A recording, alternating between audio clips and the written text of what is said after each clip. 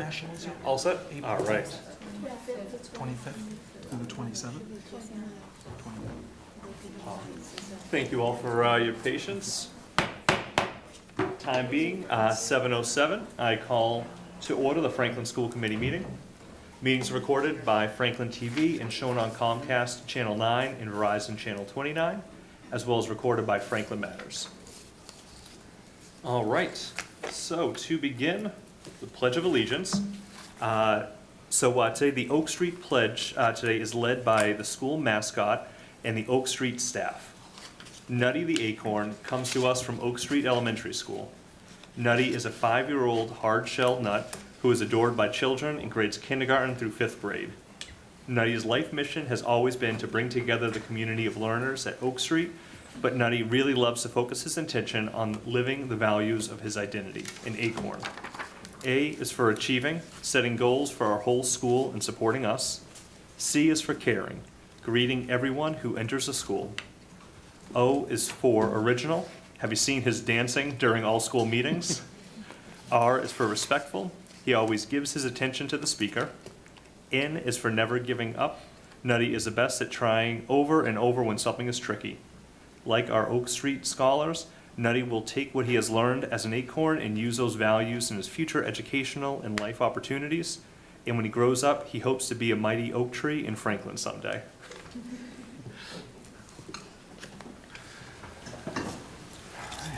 Wonderful video to lead us in the pledge. I pledge allegiance to the flag of the United States of America and to the republic for which it stands, one nation, under God, indivisible, with liberty and justice for all. Oak Street Elementary is the very best school in Franklin. The teachers there have got pizzazz, education, and all that jazz. Oak Street Elementary is the very best school in Franklin. We're always up, up, up, we're never down, down, down. Oak Street, the friendliest school in town. Yeah!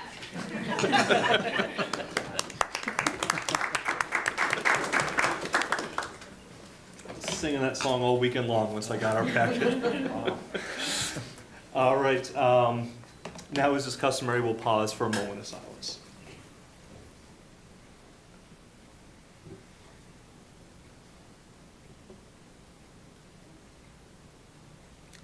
Thank you, everyone. Review of agenda. Agenda look okay to everyone?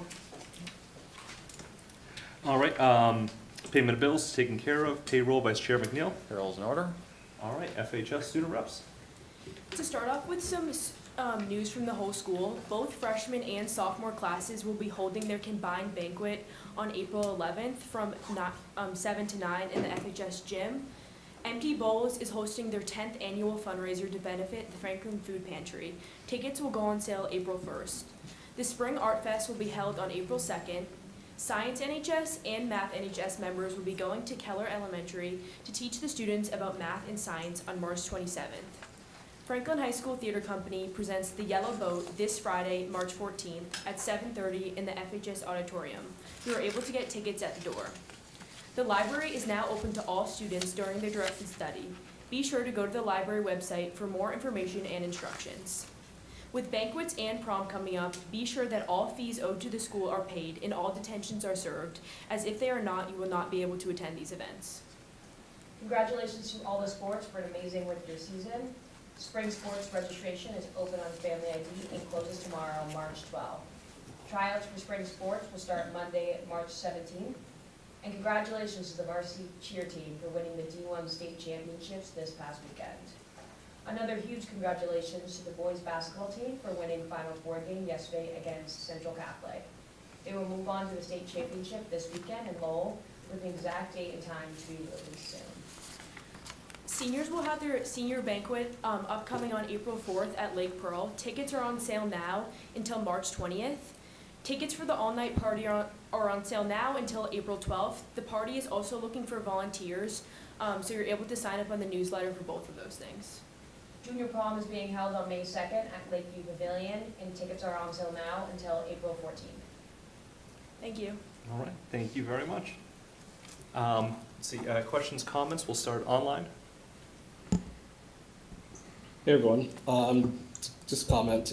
Congrats to all the students that have made their accomplishments in sports. It's definitely great news. Also want to shout out to the cheerleading team. I thought they won the D1 title. Is that correct? Correct me if I'm misspeaking. And then also wanted to give a great shout out to the students that participated in the jazz night this past Friday. Definitely great music, great time. I love to see the talent from all of our amazing students. So thanks everyone. Thank you. No questions for me. Thanks. No questions. Thank you for the updates. Yeah, I just don't want to overlook. I feel like we just hear that the cheerleaders win the state championship every year, and it's like, oh yeah, that's old news. Congrats. But like that's like good for them. So anyway, just to kind of point that out, like Al did. Yeah, congratulations to all our champions. Thank you. No, yeah, huge congrats. I know, I think Superintendent Jagir and I kind of commented when talked about the cheerleaders going down to compete. Does it just become a consent agenda? One of those things, Right. because it happens every single year. But still, congratulations! It's incredible achievement, and the basketball run. My son and I, a couple of the dads, having so much fun taking our kids to the games, and we're excited to see them this weekend over on Lowell. So thank you very much for the updates. It's fantastic. Thank you. Cheaper than March Madness tickets for NCAA as well, so Sure. that's good. You know, and a shout out to Franklin TV as well, because for all the games, we can kind of go, you can stream them. I think for the last one, I had to pay $12 to watch the game over Worcester State. It was great, it was, but shout out to Franklin TV for making that free of charge for everybody. All right, good evening, everyone in the chambers and online and school committee. First up, I have a few announcements, and then we'll get into some other student recognitions with folks that we have within the chamber tonight. First off, we are in our half-day for conferences currently, as of March 11th. The final half-days and any other, the end of year, so we have our half-days for conferences today and tomorrow. And then also, just with the end of the year in mind, as of March 11th, the final half-days of the school year and any other school closure. Our last day of school currently is the 18th of June. I just wanted to put that out there for folks as we look at, we had one cancellation, so that puts us at the 18th. So we do end with a series of half-days. I know at the high school, typically that's when you have finals in that week, but for elementary and middle, these are additional days as we look to move and do some work for preparations for the reorganization. Just a plug for the Joint Budget Subcommittee, who will hold its final of the 6 listening sessions tomorrow night, Wednesday, March 13th at 7 p.m. at Franklin High School. During the meeting, they will discuss the recommendation that would be presented that evening. And as it stands, the town faces a structural deficit of $3.86 million. So to secure the school committee's recommended budget allocation, they are discussing whether an override should go on the ballot again. It's a critical conversation for schools and community, and I just encourage everyone to tune in. And for more information, you can visit our website or the town's website if you're looking for more. The next, you heard about Empty Bowls, but I wanted to recognize the Empty Bowls Club grant. So the Empty Bowls Club was recently awarded the Franklin Cultural Council grant for the amount of $750. As a self-funded club, this financial support is vital to their ability to purchase clay and glaze and to continue co-hosting the annual fundraiser, which has been a tradition for the past 9 years. Ms. Brenna Johnson is here. I'd like to give you a round of applause for just your work with that. It's amazing, so thank you. Okay, as we move on with our second grant update, we're excited to announce that the Franklin Public Schools has been awarded 2 additional grants through the 1-8 Foundation, totaling $55,000. This grant award will allow us to offer Project Lead the Way, curricular coursework in computer science, engineering, biomedical science, and support future development opportunities for our teachers. Thank you to Mr. Stark for his continued work to secure this funding and support the curriculum initiatives. We also wanted to thank the 1-8 Foundation for their continued support to the Franklin Public Schools. The 1-8 Foundation has been an integral partner in supporting the implementation of Project Lead the Way when we talk about Open SciEd at our middle schools and the ST Math, which is occurring at our elementary schools. So just wanted to put that out there. Okay. Next, I have our student recognition segment of my superintendent report. the Scholastic Art and Writing Awards. So we're pleased to announce that our Franklin High School students have earned the Massachusetts Regional Scholastic Art and Writing Awards for their outstanding submissions in art and writing. So this is the nation's longest running, most prestigious recognition program for creative teens. And I'll have Dr. Rogers pull up the slides. And as we do that, I will recognize a few of our students. I'll have them come up, and I'll allow Ms. Johnson to also share a few words if you wish, but wanted to wait till the slide deck is up. I hope my presentation in writing matches the slide deck order for this. So as this warms up and we look at 2D art, we have Isabella Brown is a senior. Painting, she received an honorable mention, and Rory Bernhard, sophomore, for printmaking, both receiving honorable mentions for their 2D art. Brenna, are you going to be able to pop to those at the, let's see. Yeah, I don't think Isabella's here with us tonight. Okay. This is her piece right here.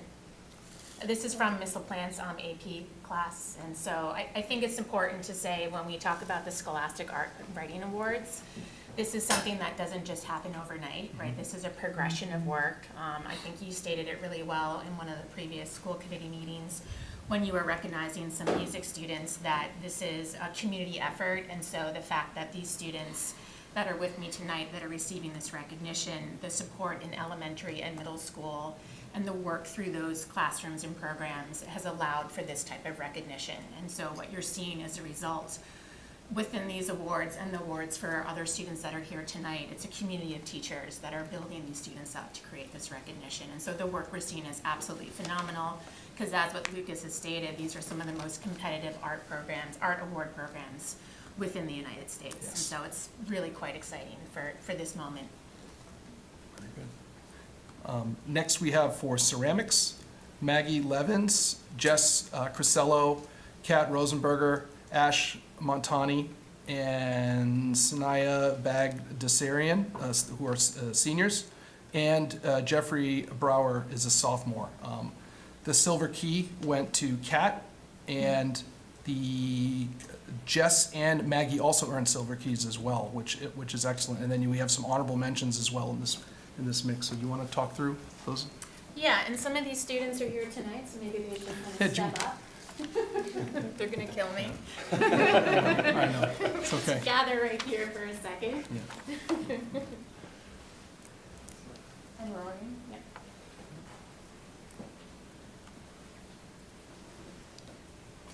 And so Maggie is standing right here. She's an AP 3D. She's a senior. This is a phenomenal piece. This is her piece here. It's a mixed media clay with a book that was altered. So we set a few things on fire in the classroom. Don't tell anyone. And so, you know, it's a phenomenal piece of work. AP 3D gets to work in a process called RACU, where we fire off-site. And Lucas has been to that firing as well, and so this is a really competitive piece, really thoughtful in terms of the work that she's making in AP 3D. So it's we were really excited when this was made, and it's, you know, awesome recognition. And then Maggie was also entered into and got accepted into the UMass Dartmouth show. She was one. I think there were over 1,000 applicants into this one show, and she was one of 183 students from around the country that got juried into that exhibition. So yeah, congratulations.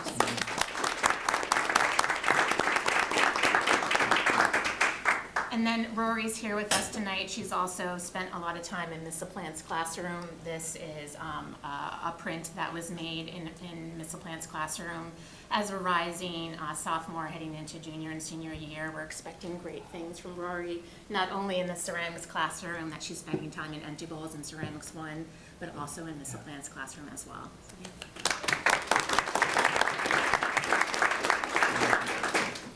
And then Jess is also here with us tonight. She's a senior at FHS. She spent a lot of time in both Miss LaPlante and my classrooms. She's in Ceramics 2 last semester and Ceramics 3 this semester. This is a piece she made in Ceramics 2, and it's a face jug, which has some really nice kind of historical connotations to some African Americans and the slave trade in the United States. And so we took some of those ideas and made them our own. This also got into a second show through the Massachusetts Arts Education Association, which is also another competitive show within the state as well. And so it's a really phenomenal piece. And the minute it was made, I knew we needed to kind of send it out into the world. So yeah, congratulations.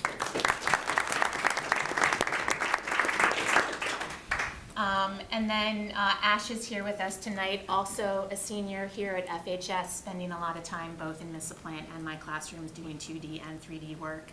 The piece on the left is hers, this ugly jug as well, made in ceramics too. Took, forever to make and glaze, but it came together in such a lovely way. And again, another senior that's leaving us, but has spent a lot of times in our classrooms making phenomenal art, so congratulations. And Kat is not here with us tonight. She's on the varsity cheer team, so she is practicing and getting ready for their work down in Disney starting on Thursday. And this was a piece also made in ceramics too.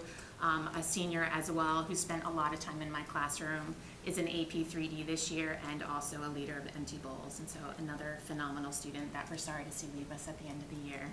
So yay to Kat. And then these last two pieces, Ksenia couldn't be here with us tonight. She's a competitive swimmer, both on our varsity swim team and in club. She made this vase also in ceramics too last year.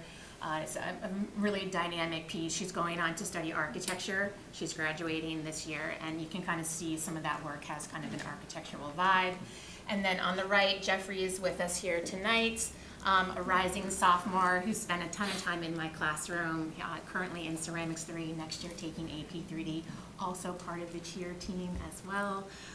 This is a phenomenal piece, another ugly jug that was made in ceramics too, and I have high hopes for him in AP 3D next year. So, yeah.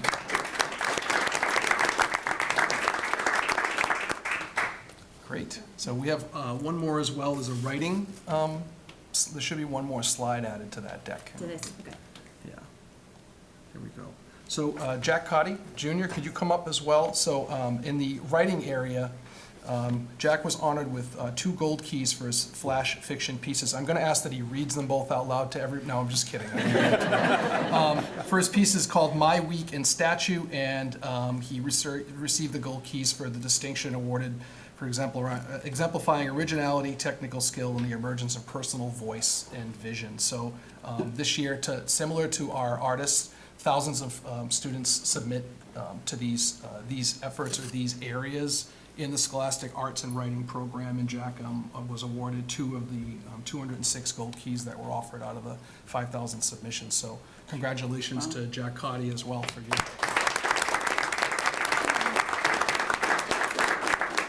And that's on behalf of Kaylee Rodarte, I know is one of our English teachers at Franklin High, who helped Jack to shape those and provide feedback along the way. So I just wanted to share that on her behalf as well. So with that said, I just wanted to say congratulations. I say this a lot, and I'll say it again, and I'll do it once so you all hear me. When our students really work hard at something and they're successful, it's oftentimes that we get to recognize them in these moments. But what's never lost on me is the amount of time you have to spend as an individual on your own, kind of practicing, learning, honing your craft. If it's art, if it's competition, whatever it is, it doesn't just happen when you're on the stage and performing in that moment. It's about the work that you do ahead of time that leads up to it. It's the series of choices that you make to commit to something that you're passionate about. So I just think that that's like what it's all about as far as I'm concerned. So congratulations on behalf of all the teachers that have taught you. I know I see some teachers in the room that probably had you in middle school or in elementary, but ultimately on behalf of the entire Franklin Public Schools, we're just very proud of all of you for your accomplishments, and we can't wait to see where you head into the next stage. So thank you very much. Can we take a quick photo and then we'll move to DECA? Yeah. Okay? School committee members, jump to the other side.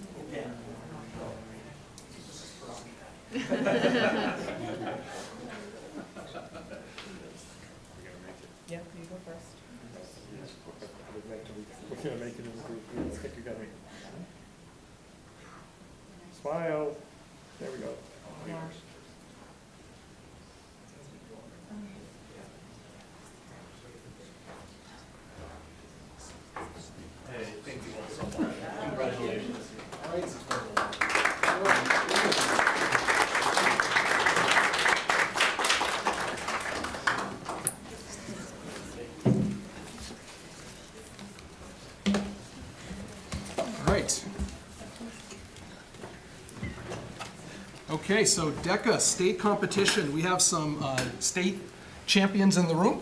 At this point, we're thrilled to announce the outstanding achievements of our DECA team at the state DECA competition held in Boston from February 27th through March 1st.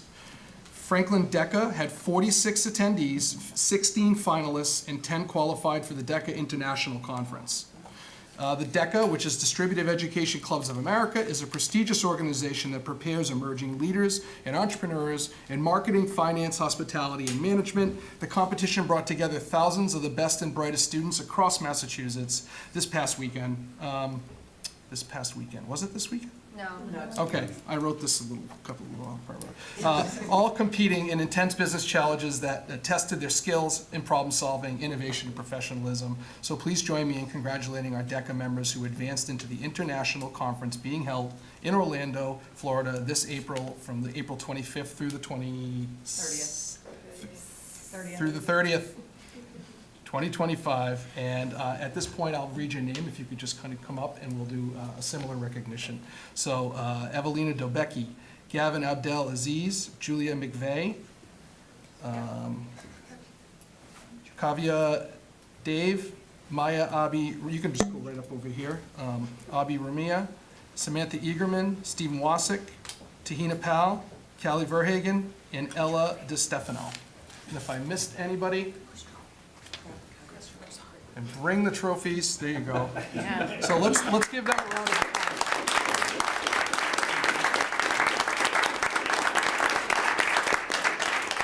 And we'll do just a photo of DECA, and then we'll have school committee join. And We'll move so we're not kind of creepy. I just want consistency in my photo album. You know?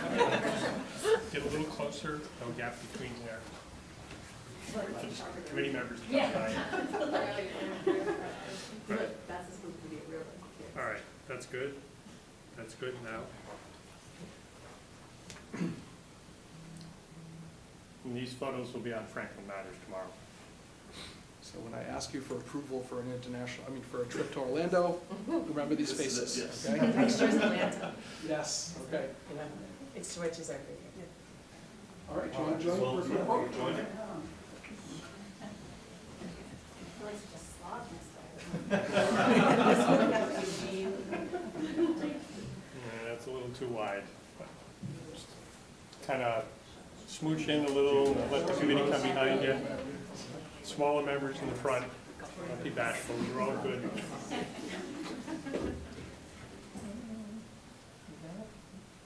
think so. As long as everybody can see us. You got it? You got it?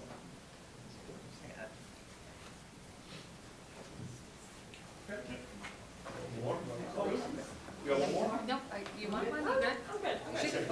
We're good. Thank you.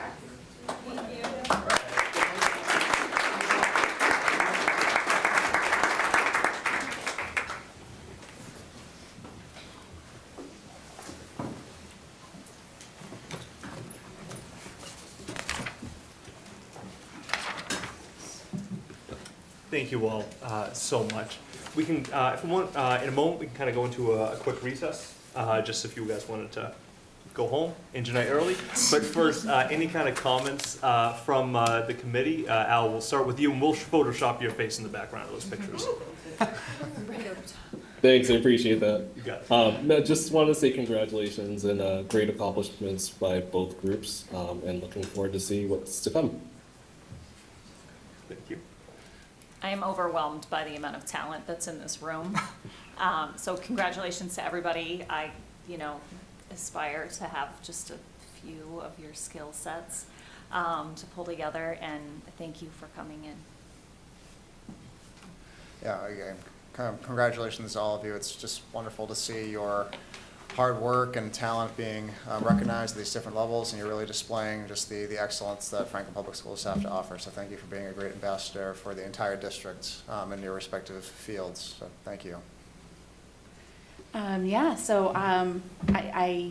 want to take a minute just to say, you guys are what puts Franklin on the map. This is what, drives up our home values when young parents are out looking and we see like this is, I'm talking to the larger community here because we're discussing an override for more funding and for your educators, like people like Bretta who are like, it's on the back of your educators that we're and your hard work. I mean, I'm not gonna discount the students. I know you guys do the work. But for a district that struggles and erodes our programming every year, and it just speaks to the creativity and the leadership of our admin team and our educators, and that you guys are able to be this strong out in the community, just out in the state, national level, international. It's outstanding. So, congrats, and hopefully families show up tomorrow and advocate that, you know, we do need to fund our schools properly to keep this kind of talent going forward. So thanks. A great creativity. Heartfelt thanks to everyone, and you make us proud. This is what the horsemen dreamed about. This is a real great achievement by all of you. Thank you very much. Good job. Yeah, really fantastic job. It's wonderful to see the end result of years and years of hard work and education. Congratulations just to every single one of you, all the teachers along the way, and the families that support you too. It's fantastic. So thanks for kicking off our meeting with this wonderful way to celebrate. Really appreciate it. And with that, yeah, we'll kind of go into recess for a moment. So if you guys want to go and skedaddle, feel free to. Thank you again.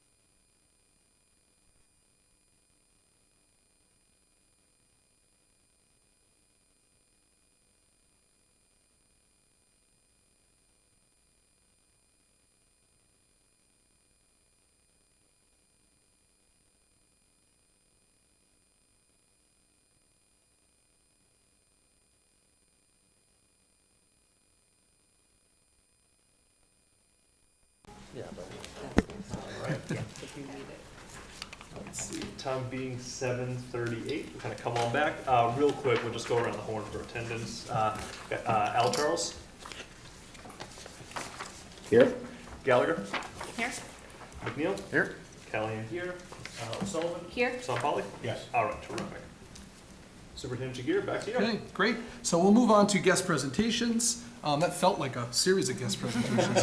But on the agenda, you'll see we have 2 guest presentations, and Colin Boisvert is here with us tonight, our Director of Operations. He's actually leading both presentations. The first will be on our capital projects and facilities improvements as an update to you and the community. The second will be on district transportation as it relates to big yellow buses. And I will kick it over to you, Colin. Thank you. Hope you don't get sick of me tonight. So first, we're going to talk about reorganization, the capital projects and facilities improvement. I'm going to refer to a document in your packet. So this will be posted on the reorg website tomorrow morning for the public to view as well. This document summarizes projects relating to facilities and capital improvements that will occur due to the reorganization. So in the fall, we had a room-by-room walkthrough of every facility with the facilities team, operations, and school administration. We went room by room and assessed any project that was needed to enhance the learning environment. With that list, a multi-phase plan was developed, and this document details the projects. So pages 3 and 4 and 5 talk about the capital requests and the capital projects. 4 of the projects are related directly to reorganization and detailed in this document. So the first one is moving services. On page 5, you can see the most recent information about moving services. The moving contract is secured and dates are finalized with the vendor. Moving will be broken up into 2 sections to accommodate summer programming. So the timeline is that in spring 2025, staff will be trained on moving procedures and preliminary packing will begin. June 2025, packing will be finished by the last day of school. In July, the main move will occur, and this will be at all sites except for JFK and the ECDC expansion, and this will accommodate the summer programs that will be operating at JFK and Lincoln Street. In August, the remainder of the move for JFK and ECDC will occur after the summer programs conclude, and the entire moving process will be done by August 15th. So looking at the beta traffic study was another capital project. Phase 2 is what is on tap for next year's capital projects. So just as a refresher, phase 1 of the beta traffic study was conducted and provided Franklin Public Schools with a study of existing conditions related to traffic, parking flow, arrival dismissal, and buses. It also provided an analysis of future conditions based on the effects of reorganization. So phase 2 will begin to lay the groundwork for planning. Once the district approves a concept for each complex, phase 2 will include the preliminary designs, final designs, construction documents, environmental permitting, and field study. It's important to note that there's going to be no construction for the summer 2025. This phase 2 will lay the groundwork for future improvements related to traffic flow, which will result in future capital requests.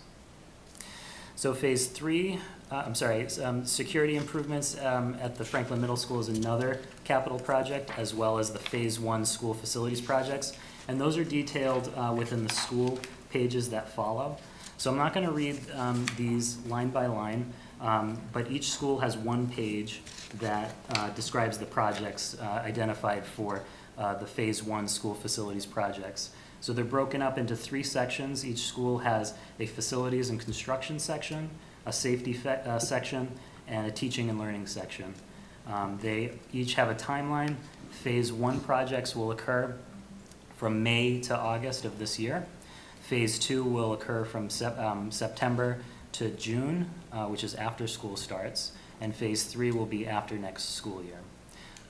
So some of the ones that you'll see for phase one are examples are painting and wall repair, wiring, adjusting heights of whiteboards and touch views, and those are common projects at a lot of the schools to enhance the educational setting. So updates to these projects will be given to school committee over summer 2025, fall 2025, and spring 2026 on the progress of these projects. Are there any questions? Can I just jump in, Colin? Yeah. Just wanted to say, Colin has been working very closely with our facilities department and working, he mentioned the walkthroughs.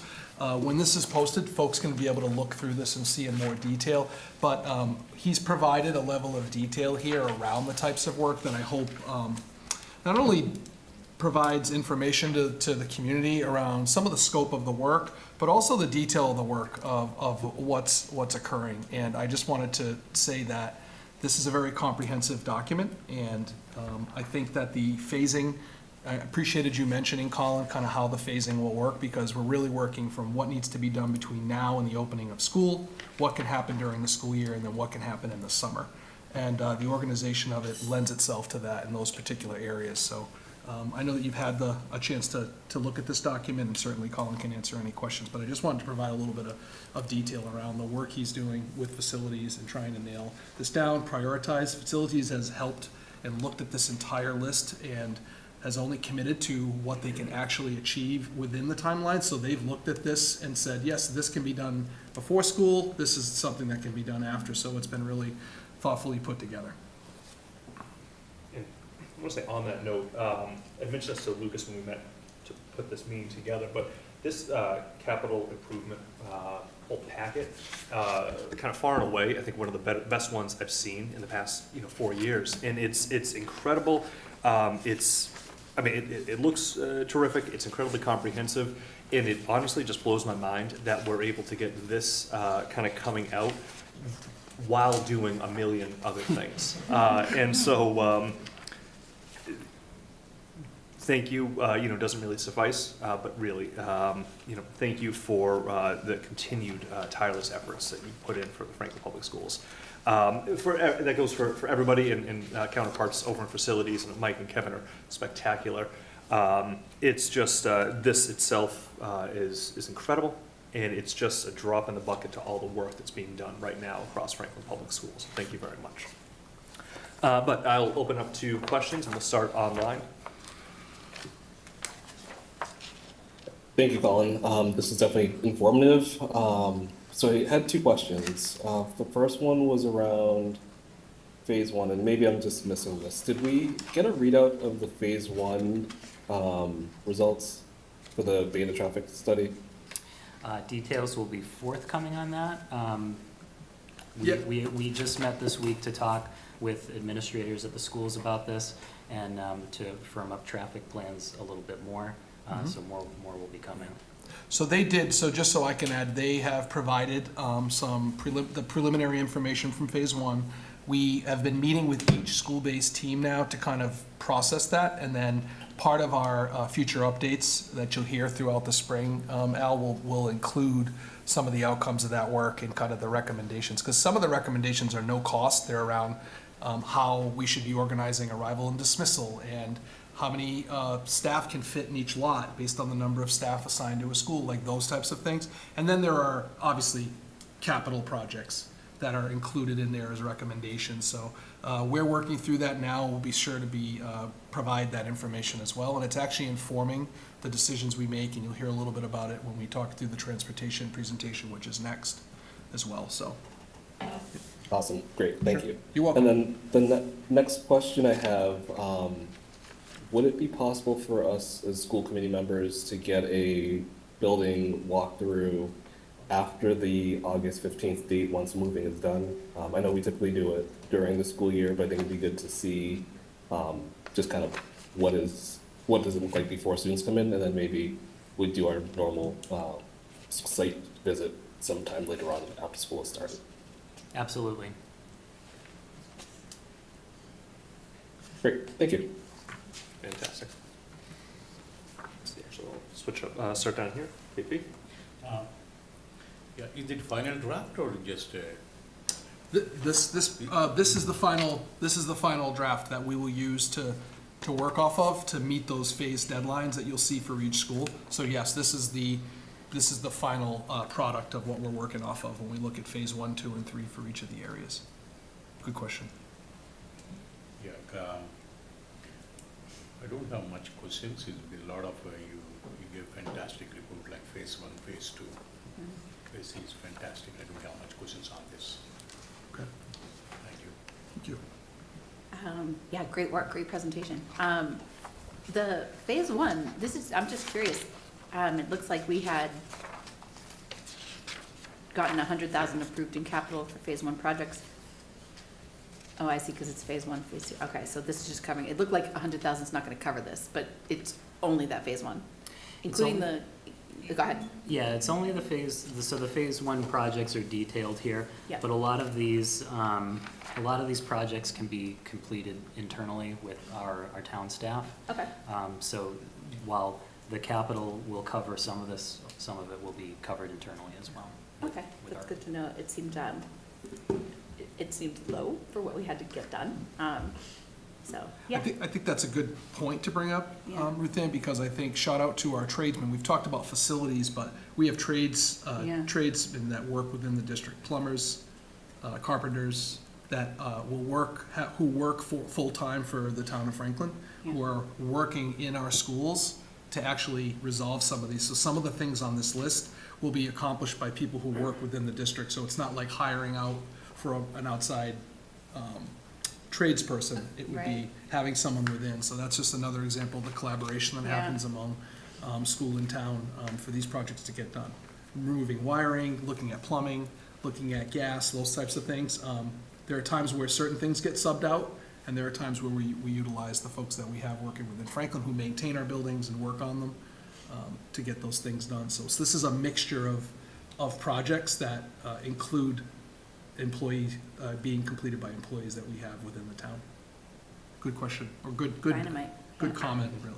Yeah, I was like, who are these contractors? I need them for my house.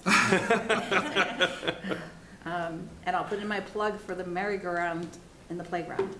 I don't know how expensive those are, but I hear they're really good for kids with risk-taking. Kids don't get to take enough risk in the outside world anymore, but I don't know if that's something you want to hear or not. So I'll just move on.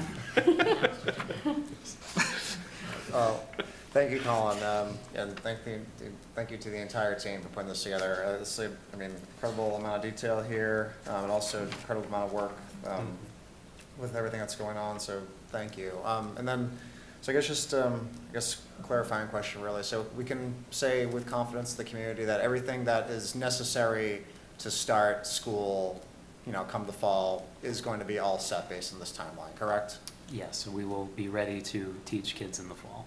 All right, excellent. And there's based on like these, the different phases and what's going to be going on in the different phases, there's nothing that's going to be missing come the fall that the kids are currently, that the kids currently have, correct? Correct. All right, excellent. No, that's wonderful to hear that, we set out a goal with the timeline, and we're sticking to it, and yeah, we really appreciate, again, the work the entire Tyler team's doing and the information presented to us here, so thank you. Can I make a comment, Mr. McNeil, through you, through the chair? Just the idea is I know I personally said, wow, is this too much information? Are we overcommitting with detail? And where we landed was, we wanted to show a level of organization and confidence within the community that we've identified these things and this is what we're working towards. Because we debated whether this was so detailed that it was an internal document, but we felt like something of this nature just deserved to have that level of detail. Obviously, I had a drill instructor who used to say, have a plan, but hold it loosely, like something on that list might fall to phase 2. But ultimately, our goal is to commit to what's in writing and what's here, and that's why when KP asked if this was a draft, it's actually a final document that we're trying to show the community and our constituents, our staff, our families, our students, that we've identified these items, and that's what we've set some goals to achieve, and I think that's what keeps us on track and honest with the work as well, so. Excellent, thank you. Lucas, to your comment, I'm so glad for the amount of detail that you released in this. I think that, you know, to anybody who's out there kind of waiting to see what's happening with redistricting, how are things going, what are they working on right now, like, this is so helpful to see that, like, wow, they've really thought of everything down to, you know, removing brackets, 17 brackets. Yeah, I've already lost it. The detail is incredible. Just one question, should we anticipate I'm not expecting this soon, because I know that, you know, you're working on a few things right now. Additions in that ECDC expansion into Pond Street with further use of that Pond Street building, could we expect to, down the line, see more changes coming into that building or capital requests coming into that building? We could, I think at this point, we've identified what we would need to set that space up Right, for use. ECDC, yeah. But just like every year with projects, when I say capital, I don't just mean capital requests, I mean projects in general. We evolve it, and we determine what are the needs in that moment. So we've listed some of the information, we've listed what we know that will be accomplished before there, but it is possible that we could identify things throughout the spring that maybe could be added, but ultimately, this was our best attempt. And for folks at home that are probably like, I want to see this document you're talking about, we will post this online and it will be available. The first step is to come to this meeting and talk to the school committee, present, hear the questions, because it sometimes can inform what we put out as a final product. So with that said, this is the document that we have as our final draft for today, but Erin, to your point, you know, there's always potential to say, hey, we can make some moves, you know. And every single task, every little detail, like moving a stack of library books to one side, we didn't get to that granularly detail, but anything that was kind of like part of the permanent. So that idea, some of those pieces were not included, but there are some things that are happening that aren't on the list as well, so. Just with Thank you so much, this is great, thank you. You're welcome. And then, just to wrap it up too, I also, not only the detail, but the forward thinking as well is terrific, just so that way, you know, everybody really has a good idea about what is happening, you know, right now, what's not happening. I think a great kind of call about the construction in 2025, just to kind of, you know, set expectations, but then also to say, what in the future, here's what everybody can anticipate. And then I think it's great for the committee, but then also for our other boards as well, for the FinCom and Town Council, just to be able to kind of see this and know what's coming down the pipeline this far out is terrific. So really, this is outstanding. Thank you so much. Okay. So, Colin, what we'll do is we'll have Mrs. Miller post that to the site tomorrow, and we'll put that'll be available. We'll push that out. Okay. So next up, transportation.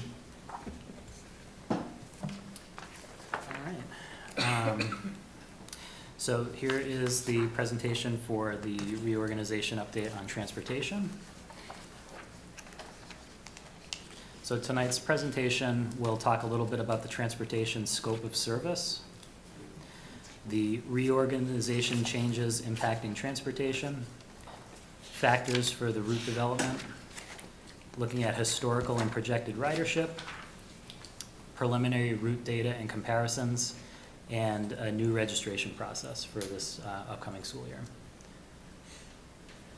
So the scope of service for the transportation department, the transportation department transports students from to and from school to the Franklin Public Schools and the charter school. We contract with Holmes Transportation. We use Route Finder Plus software system to help with our routing. We transport student athletes to games. We transport students to field trips, and we provide late buses. So currently for the school year 24-25, we transport 2,466 students on 28 buses, going 56 routes, stopping at 838 bus stops, delivering students to 10 schools across Franklin every morning. And that looks a little something like this. So each one of those little circles is one of the 838 bus stops. Each color is a different route. And like I said, 838 bus stops every single morning. So looking at some of the reorganization changes for that will impact transportation at the elementary level. We're looking at 2 large school attendance areas and 3 less schools. And we're going to be removing the overlapping attendance area that goes from Keller through Oak to Keller again. At the middle level, we're looking at 1 large school attendance area and 2 less schools. This will affect the charter buses and the late buses. At the high school, we don't anticipate any major changes to buses. At the district-wide level, the consideration of a lower transportation fee of $387 could affect transportation, and recommendations from the beta traffic study could influence how buses flow around the facility. And looking at start and end times and reviewing that could impact buses as well. So some of the factors for route development. When we're creating routes, we take these factors into consideration. So safety is the first one. We want to think about how safe a bus stop is for students, how they can access it, they can walk to it, wait at it, and how safe the roads the buses are traveling on. So safety is really a priority here. Looking at the regulation and policy, an example of this is the policy that the district has that will provide free transportation to students in grades K through 6 who live 2 or more miles outside of their attendance area. Will get free transportation. So that's a policy that we have to work with. Ride times, we want to design routes so we are reducing ride times for students. For traffic flow, we want to design routes that will reduce congestion in town and keep traffic moving. We have to work within program capacity, so each bus has a number of seats on it, and the number of buses that are available to us, we have a capacity that we have to work with them. Looking at the contracts that we have with the bus company, there are terms within contracts that we have to follow. And registered riders. So this is the actual piece that will really craft how a route looks. So to kind of do a projection with that, we have to start looking at who our riders could actually be. So looking at historical data first, the last 3 years, you can see that about half of the students, plus or minus, in the district do ride the bus. The higher percentage of middle schools, as opposed to their population size, ride on the bus, but a higher number of elementary schools makes up the total number of riders on the buses. The high school, there's less riders at a lower percentage as well. So you can see the percentages here fluctuate a little bit. We are anticipating an increase for next year in riders for a variety of reasons. So for the elementary level as a projection, we projected 60% that will ride at the elementary level. We projected 69% for the middle school and 38% riding at the high school. So when we look at our projected enrollment for next year, utilizing those percentages can build up a projected ridership. So you'll see that it's up to 55% of a projection for total riders, and this is an increase in number of riders as well. So building that number 2, looking at the 2 mile eligible, remember that's only, we talked about that in the factors, K to 6 only are eligible for free transportation if they're outside of the 2 mile of their attendance area. So the last 2 columns here are the projected riderships out of that breakdown. So the projected 2 mile eligible riders plus the non-2 mile eligible riders will equal your total riders. So that's kind of how we came up with a projection for who may ride next year. So utilizing this data, we ran an exercise using actual student data for next year in our transportation software system to generate what routes could look like. So we used this projection to see if we had students in the town and having the bus go as far out as possible in the town and bringing them back in, what a scenario could look like. And we'll also compare that to this year's as well. So looking at the elementary for this current year, 995 students currently ride the bus on 18 buses, and there's an average ride time of 29 minutes.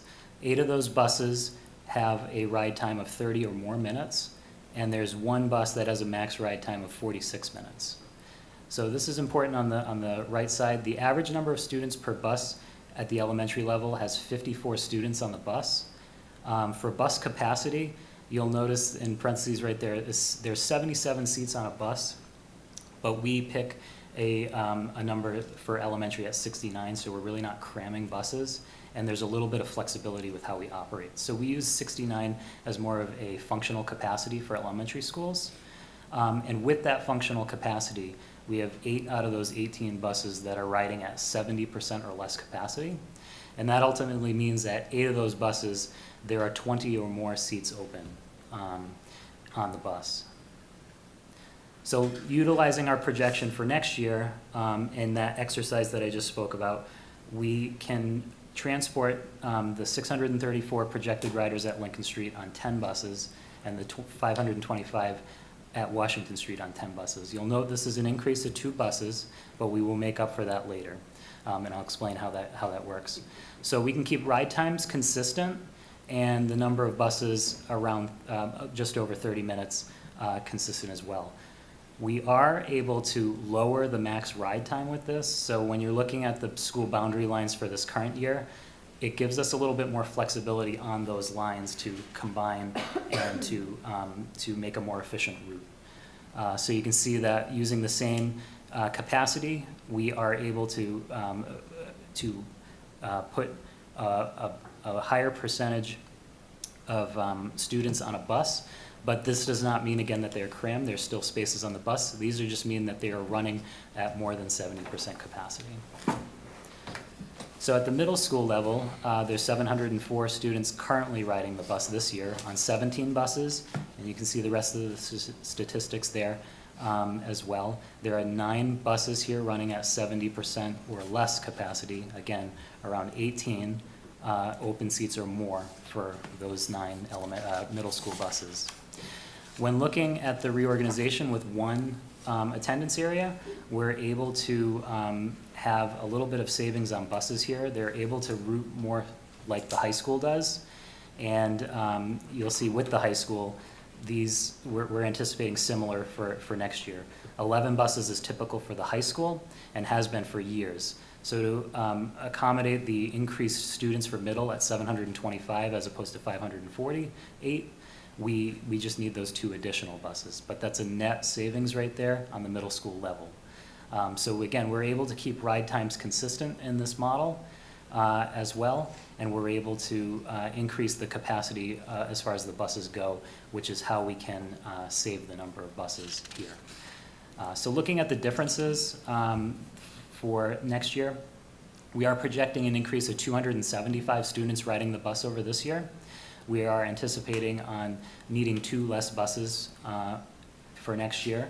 We're looking at a comparable average ride time, and we're looking at decreasing overall by 2 minutes the average bus in the entire district, but particularly at the elementary level where it can drop quite a bit. And this is done through increasing the capacity on the bus and lowering the number of buses that are running at a lower capacity. So again, it's important to know that this information is based on an exercise. These are projected figures. We need actual numbers to create real routes, but with the exercise we ran, these results are very, very possible. So looking at the registration process for next year, we're looking to transition to Link Connect. This is the same system that the cafeteria uses. We actually started this system in 2019, so we are very familiar with how it's used. There's no additional cost to the district to use this system for bus registration and payment. And this will create a one-stop shop for parents as far as registration and payment. It's easy to view payment history. If a family decides they need to apply for benefits or complete a sharing form, which is required to share free and reduced information with transportation, they can do it in this one portal, all in one place.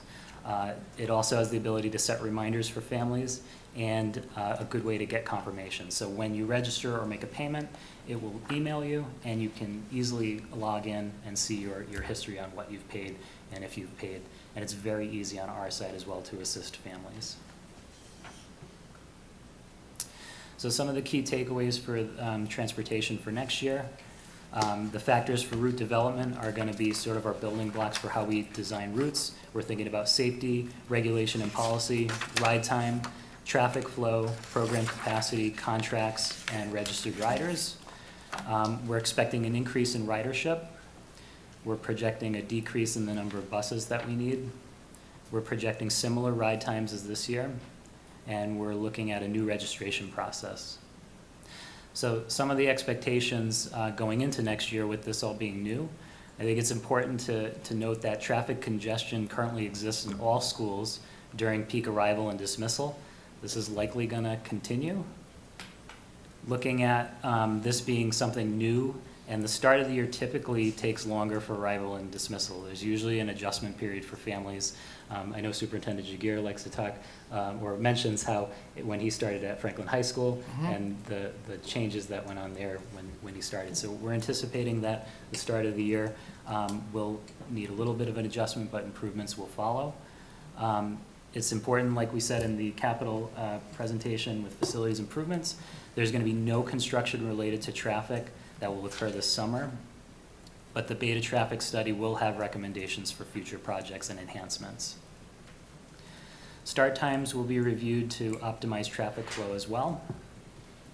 And what we need from the community to make this as smooth as possible is to register on time. This is critical as we spend the summer, which I'll talk about the timeline in a minute, developing routes. And if everybody is able to register on time, we have the best data to work with to make the best routes possible. Anybody who signs up late is a piece that we have to fit into the puzzle that's already kind of started. So if everybody can register on time, this will help us in making the best routes possible. So the timeline is going to start in April.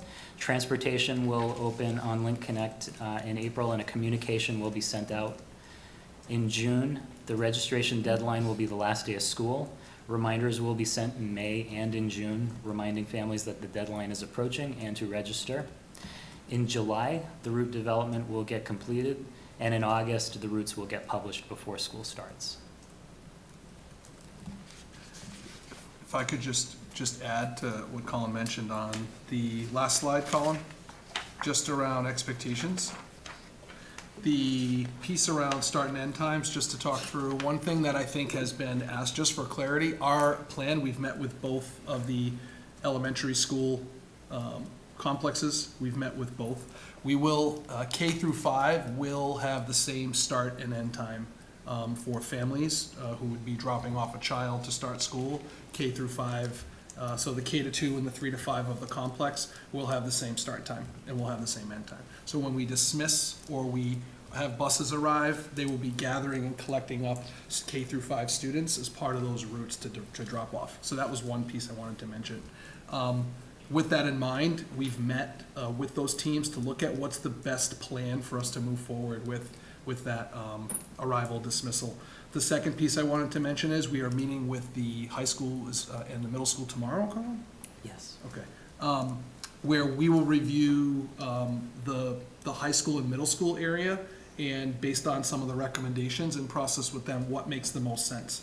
And without getting into a school start time debate, we may have to shift just for the logistics of shifting slightly, either forward or against, just to create a little separation between the two schools to allow the middle school to arrive and allow our staff and our students to arrive at school, and the same with the high school. So I don't want to send up alarms or anything like that, but I just want you to know those are part of the discussions we need to have so that we can have a successful system. We're also looking at other communities that have similar setups where their middle school and high school are on similar complexes and how they're organized.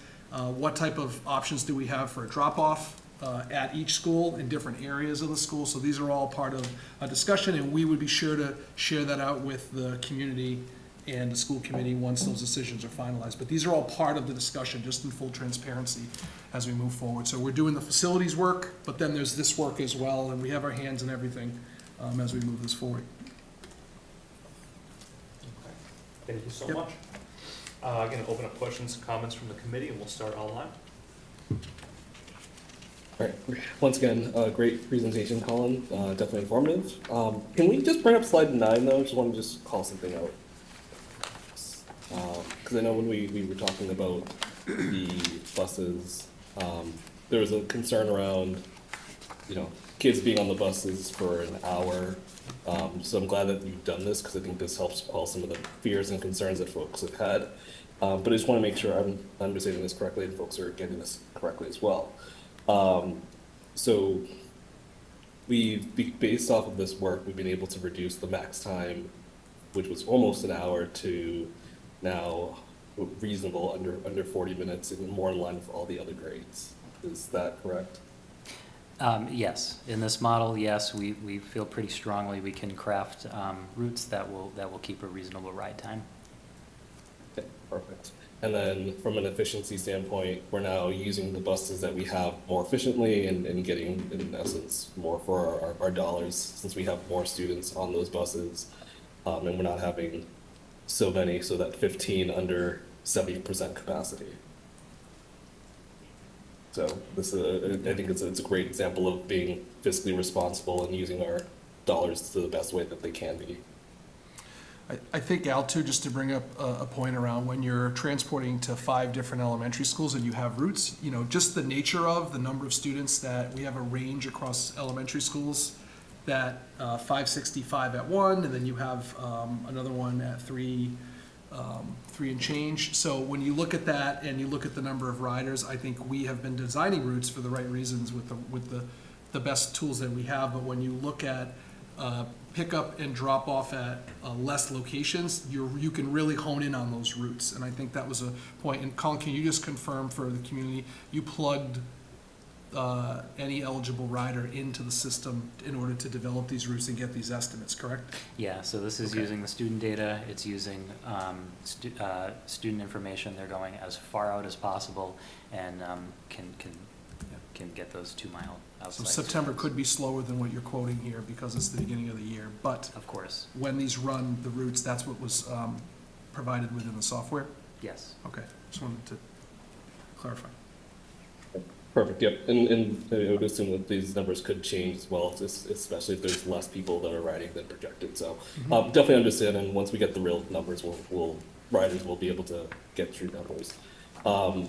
One thing I love to hear, though, is around the new portal. I think it's great that we have one place for both lunch and now buses. I think less complexity from a parent perspective. We've heard a lot around payment arrangements and like kind of splitting it up given the fee structure. Can you talk about like what possibilities of payment options that parents have instead of paying it all at once? The system is very friendly, so if the district was inclined to do those options, the system can accommodate such arrangements. I will just do a plug, the app. I use the app for the food side of it with, I don't know if anybody else does in the room, but it has a to-do section which alerts you to what's going on. You can see the balances, obviously, but I think putting this all under one roof. The biggest thing I think as a parent, and I'll speak for myself, not having a status update, I was benefited by being able to walk down to the transportation department during the day and say, hey, I can't remember if I registered or paid, can you just check? But I think having access for anyone who is in the situation to have real-time information and be able to manage this within that system, I think is a benefit. I think this was a good decision to try to simplify. I think people are looking for us to simplify things in a way that are reasonable, but often, with all the things that we're all trying to accomplish as adults and raise our children and our own jobs, if we can do things like this to help the community and create systems that are pretty intuitive, I think that's a win. Yep, and thank you for letting me know that there is payment options. So I guess what would determine if the district moves forward with payment options for families? Yes. I think this would be a decision that Ms. Bellotti and I would make on recommendations for how we collect. You set the fees. I think we set how we operationalize that to collect. So I think we hadn't actually processed like the specifics, but now that you've asked that question, if it works for you, we could provide an update at a future meeting when we know kind of how that process could work. Yeah, I think that'd be great.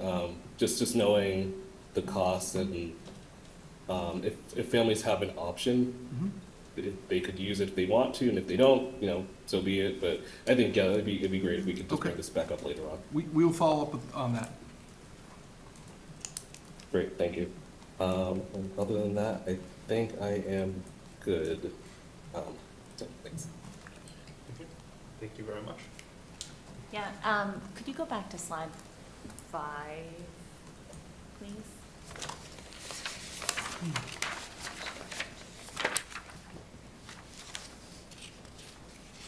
Sorry, I can't even read from there to here. But anyway, thank you for the clarification on the review of the end times.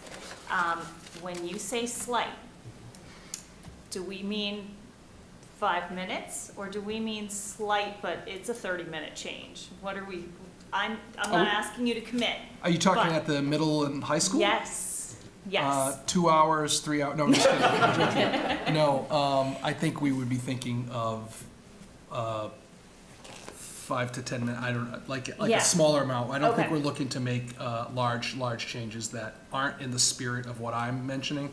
I'm really looking at this from a traffic perspective, and if you've been in that area of Oak Street at that time when we have the middle school and the high school, they are pretty close together. So I think what I would say is just having dropped off at Oak Street and the high school, it's like you do both at the same time right now, basically, that window. So I think we're just trying to be as mindful as possible. So Colin has arranged the meeting for tomorrow to have the high school and the middle school admin team meet with us to just get the perspectives from both ends, review the data, and then try to put forth what we think will make the most sense. But I will tell you, the goal isn't to try to structurally change or use this as an opportunity to create a start time situation, but we do have to look at traffic, like real considerations around this. So if we can create a shift for both that's minimal, that would, to me, to create a gap, I think that would make the most sense for anyone driving to that area or converging on the middle and high school in the morning. So we will also be, that is something we will also be prepared to share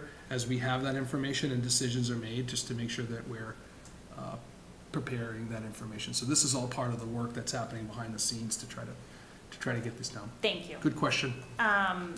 I think my only other thing is a comment on Link Connect. First, knowing, Colin, that you set this up for the cafeteria, that you're very familiar with this system, and that, is something that we should be glad that we've got your area of expertise here to now streamline this for the transportation system. I am personally so thankful to be able to get confirmations, because I'm with you on, did I actually sign them up? I'm not sure. So I'm looking forward to this change and the announcement that I'm sure, knowing how much Lucas likes an app, will go out on the app in addition Yes. to a newsletter and more. Yes. Perfect. Thank you. That's all. Oh, one other thing. A formal request that this presentation be used for next year's budget presentation, because I just love it. School buses, clouds, it makes, creates a great feel good. You know what I'm saying? Good aesthetics. Anyway, keep that in mind. Yes. First of all, Colin, thank you very much, and again, to the whole team for putting this together. This is excellent information for all of us in the community to have. And I'm looking at slide 9 as well.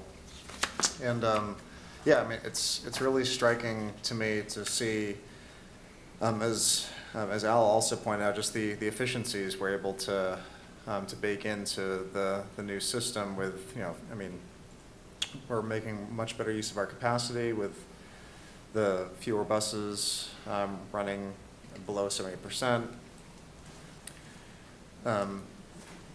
Changing the max ride times and fewer buses in total, but that's all particularly impressive when we're considering that we're adding nearly a school's worth of kids, or projecting nearly a school's worth of kids being increasing in ridership. So thank you for showing us all this. And so I guess just a question to those efficiencies. So is that a product of the fact that we don't really have like the same overlap in the districts or neighborhoods that we we will, or that, rather that we have now in the current system, because just geographically it's more clear cut? Is that like how we're able to build in the better efficiency, or what's this a product of, would you say? Yeah, I think the looking at current boundary lines and moving into next year is where the boundary lines exist. There's only the students in one zone are all going to one, and then the zone next to it are going somewhere else. So having the combination of them going to the same location gives more flexibility with how you run a bus in that area. So it gives a lot of opportunities to absorb pockets of Franklin, if that makes sense, and going all to the same place versus, you know, their line exists right now, and, you know, there could be 2 buses going to a similar area because they're going to a different location where you can now make that one bus. Yeah, thank you for that clarification. Oh, sorry, Chris. Just said you have 5 borders right now. Yeah. You're kind of working with it, so. Yeah, exactly. That absolutely makes sense. And then what you touched on previously with the beta traffic design, how like we're waiting for that, and obviously it's way too early to kind of project any recommendations from that. But like, can we give like a rough idea of like what we might expect to get out of that to change like these routes, or like maybe like what we think the direction that might point us in? I don't think the beta traffic study will affect bus routes as much. I think it will more talk about traffic flow on the facility itself. So I don't think it will impact routing too much. All right, excellent. That's great to know. And then one last thing. So because we're going to have fewer buses, better efficiency, and more riders, are we expecting to have better revenues, or like at least more efficient revenues from like this new plan, or how do we expect that to be impacted? I think the actual ridership will really tell that. I think it's tough to say without that. I mean, I think there will be, if we're able to keep this plan as reducing bus, there'll be a savings there. But as far as fees coming in, we really have to wait and see like who's riding. What you've also, just to kind of pull, I know that Colin talked about this. Colin, can you go to slide, I'm gonna have you toggle between 7 and 8. So 7 is, do you see where it says here, elementary, 50%? Just want to point this out again. When you look across 51, and then we average 53%, and then 51.5, that's what we're currently, that's what we've seen historically. So can you go one slide forward? He's projected 60%. So when we think about the ride time that's quoted in some of those pieces, it's based on having a higher percentage of kids requiring it, right? So I just want to point that out as another layer to this, is whenever you do modeling, you always try to plan for more so that you could, because if we didn't, and then we had more than 53% of students riding and it was 60, that would be off. So we've tried to conservatively model out. But on the flip side, that also means that if you have less than 60% riders, then you would be looking at less students taking the bus, right? It's actually going to lead, it's a good segue into our fee conversation later too as well as we move through this. So if you toggle back, Colin, real quick, I won't make people dizzy, I'll stop, I promise. But just wanted to point out the work, the data that Colin had put in on this, just to kind of point out. Here we go, thank you. You'll notice as well, the 64%, 4.8 in FY25, it was 67 at the middle school. I think he's averaging 69, I think you quoted, Colin? Yep. Right? Yeah, okay.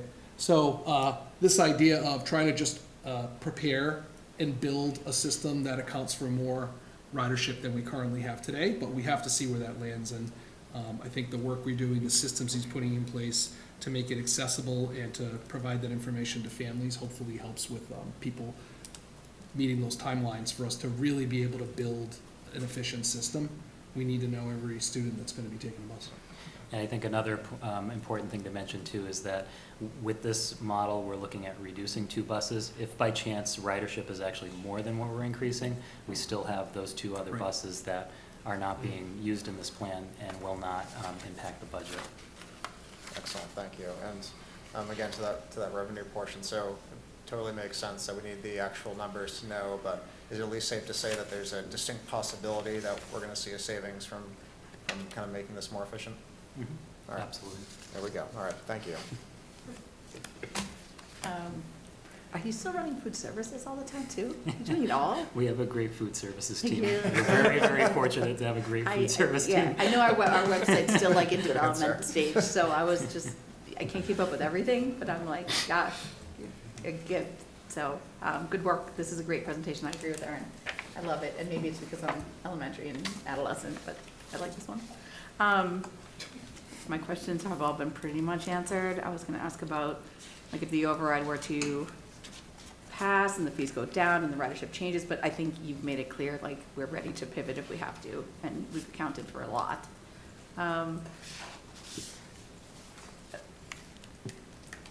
Yeah, you answered everything. I'll just throw in there that I live across from the high school, so that start time thing is critical.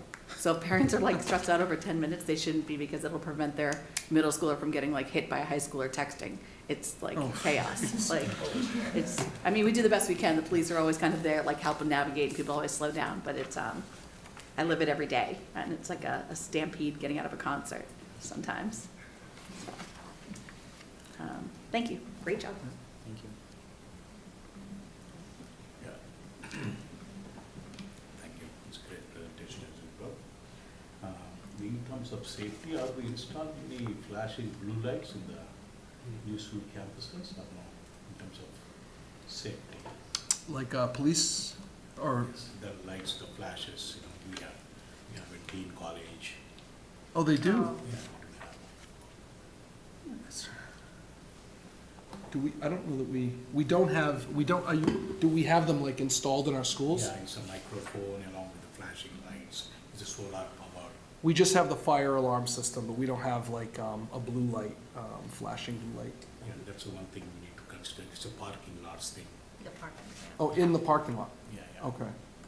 And this is a very important piece of information where it reset the town lifestyle of many parents. In Lincoln Street, it has a straight road, no problem at all. The Washington it has the signals. Lincoln Street is one of the busiest street in the Franklin. How are we going to do with if the commuter, are we analyze it properly, or it just a normal thing? 30 minutes, I don't think it will happen in 30 minutes, I would say.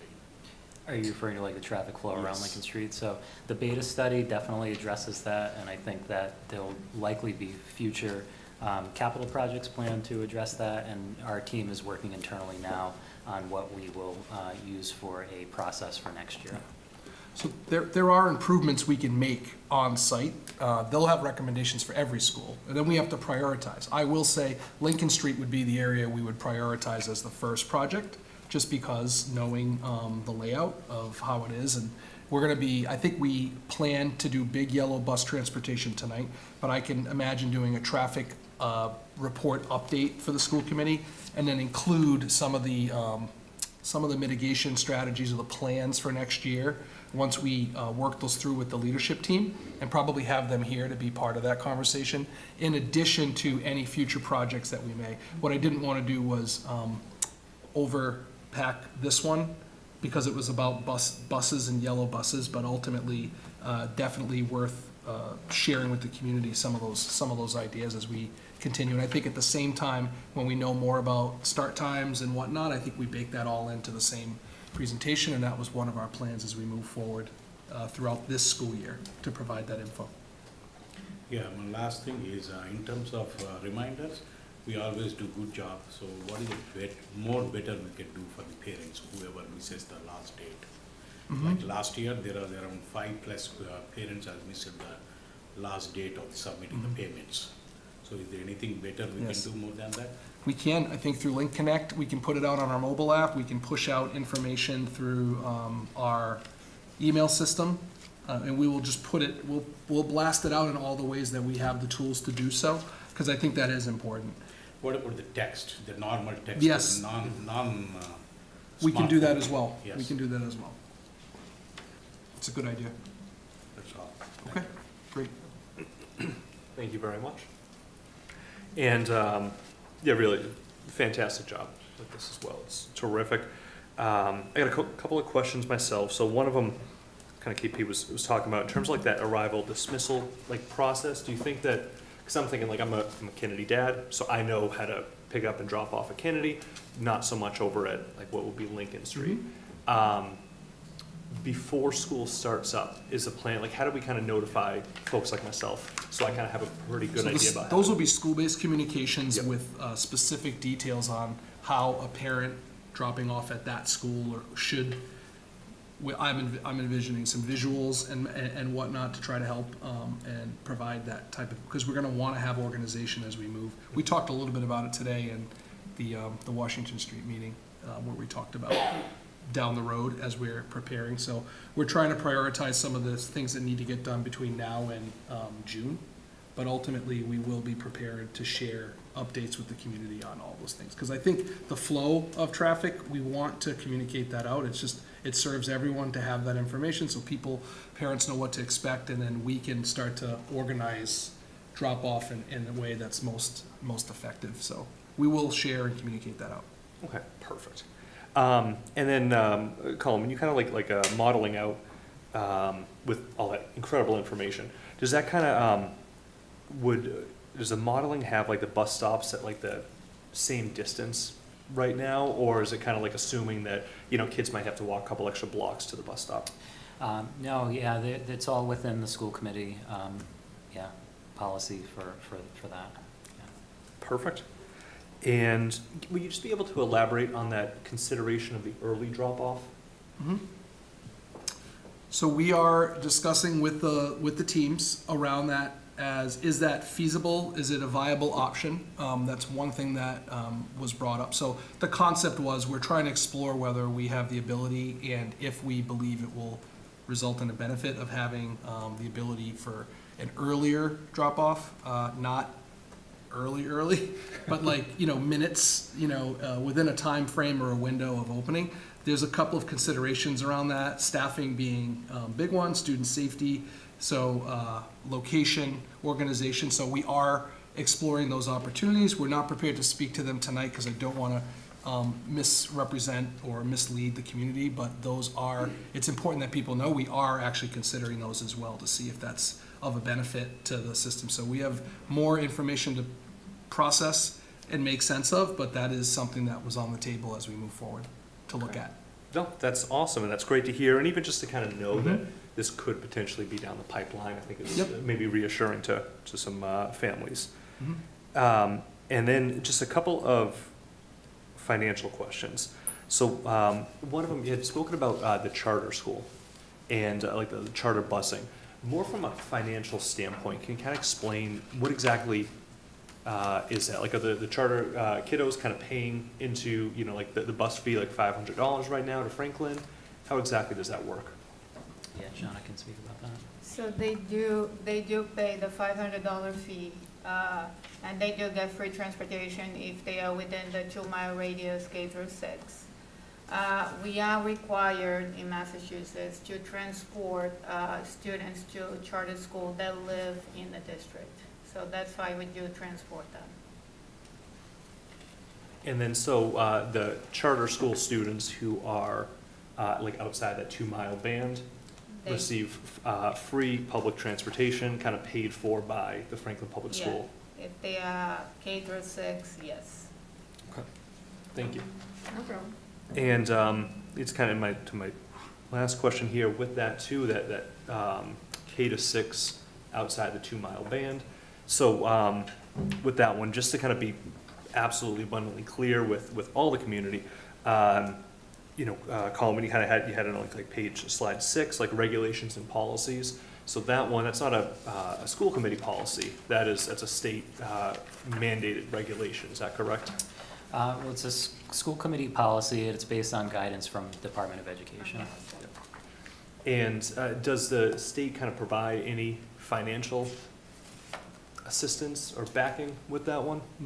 No. No, it's an unfunded statute.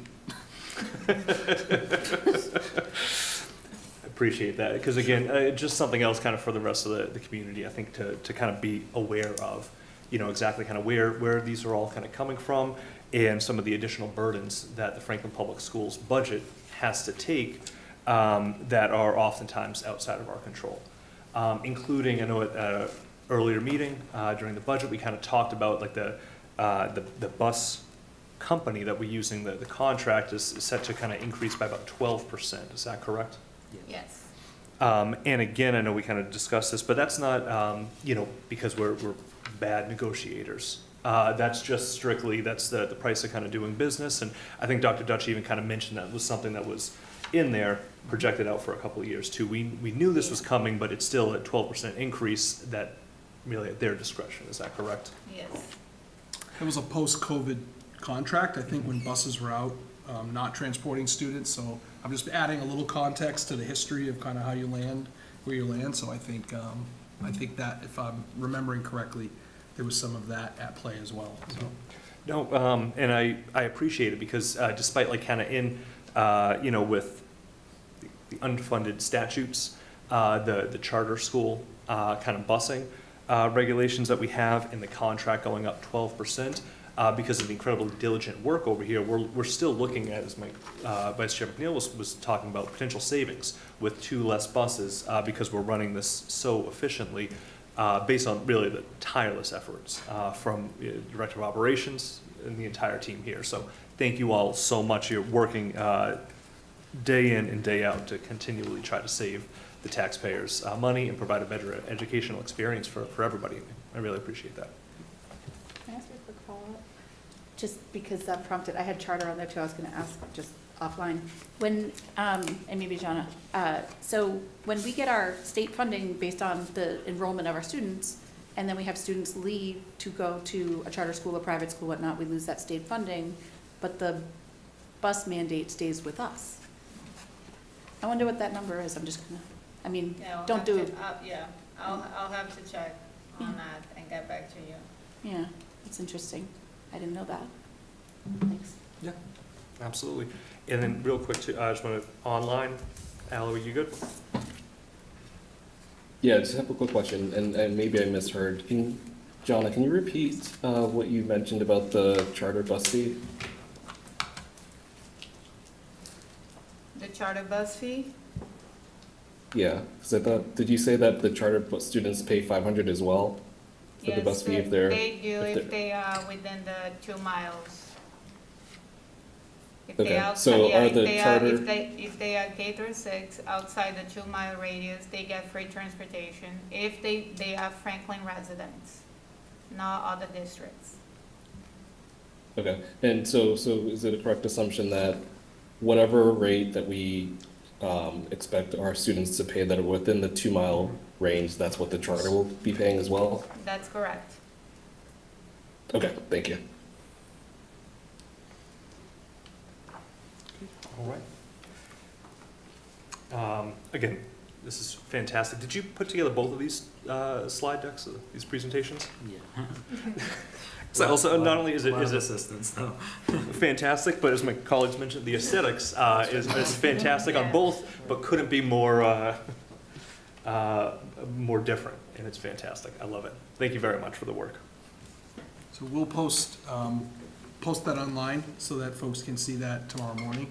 We'll get to that mid-morning-ish to have that. So thank you, Colin. Okay. So you have a discussion action item. It's competency determination language in the FHS program of studies. So I'll make the recommendation, open it up, and then Dr. Rogers will want to share some information. So I recommend the suggested changes in the competency determination language in the FHS program of studies as detailed. All right, I'll entertain a motion.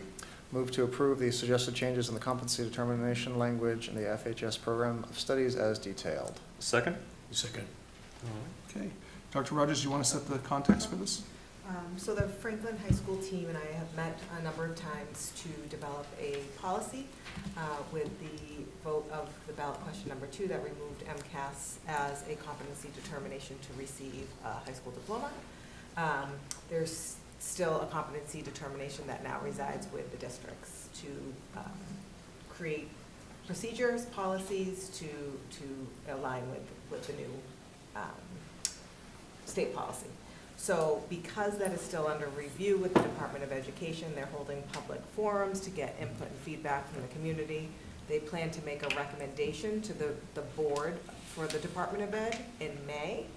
And so while that is happening, the public comments are happening, and the recommendation will come in May, we thought it would be best to have language that holds us accountable to Mass General Law as outlined in MGL 69 as it relates to competency determination, but allow us the flexibility while we receive feedback and direction from the Department of Ed to make those internal procedures and develop those internally. And then what we would seek to do is once the Department of Ed makes their determination as to how they're going to guide districts to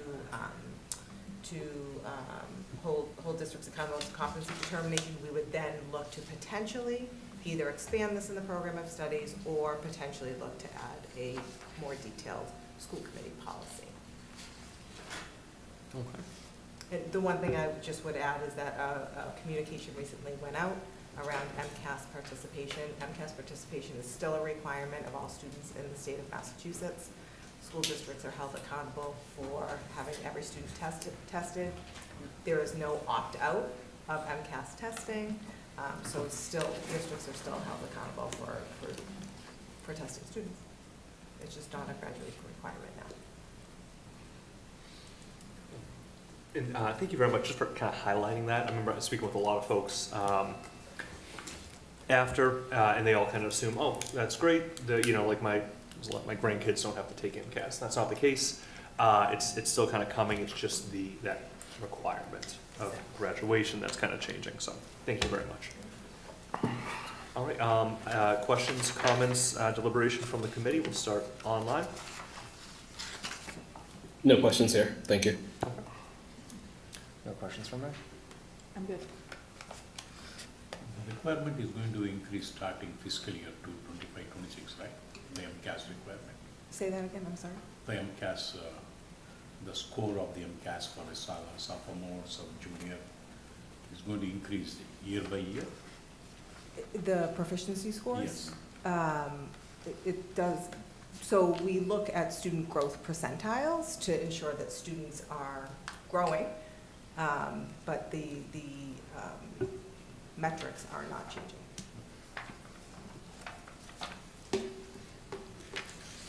Okay. All right. Then any other discussions, questions? Seeing none, vote will come on a motion. We're going to do roll call. Charles? Yes. Gallagher? Yes. McNeil? Yes. O'Sullivan? Yes. Sampali? Yes. Callahan, yes. All right, passes. Thank you very much.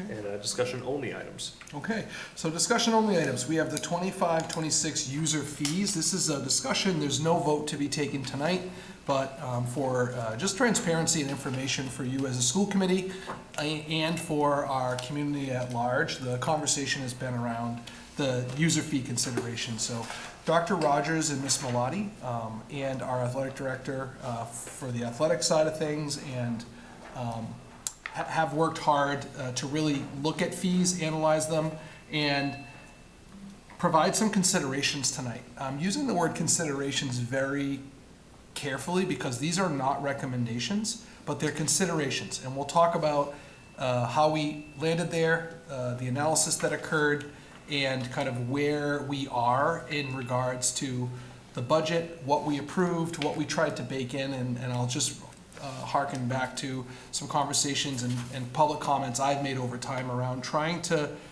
build a budget that considered the user fees and tried to put them into a market value, if you will, is what I've been quoted as saying. And this is our attempt at trying to provide that information to you all in the community. This is not something I'm going to post on the website, except it would go in our documents. It's a public document. It will go in our agenda, like in the, just to orient people, because these are not fees that are changing. We would post a finalized approved version of fees out there, but just so people can see the considerations, I want to make sure that the audience is aware of where to find that information. We'd put it in the agenda packets like we normally do with documents. So to not preempt this conversation, we've emailed you the most updated version. We had a policy subcommittee that met prior to this meeting where this was discussed as well. So without further ado, Dr. Rogers, I'll kick it over to you to just talk through the process you went through and kind of the rationale for this with Ms. Malati. Okay. So Jana can jump in throughout. So the document you see in front of you is kind of has 3 columns, if you will. So you'll see the FY26 fee considerations for a successful override is in pink here. There's 4 tiers there for transportation. And then you'll see next to that FY26 fee considerations. If the override, if there is an override and it is does not pass, then this would be the fee schedule there. And we can talk through this a little bit more detail, just orienting you. And then the final column there is you'll see the FY24, which were the prior school, FY24 school year fees.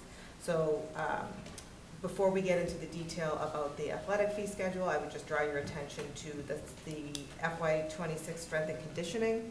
You'll notice there that that's removed from the athletic fee tiered structure, as this is not an athletic sport.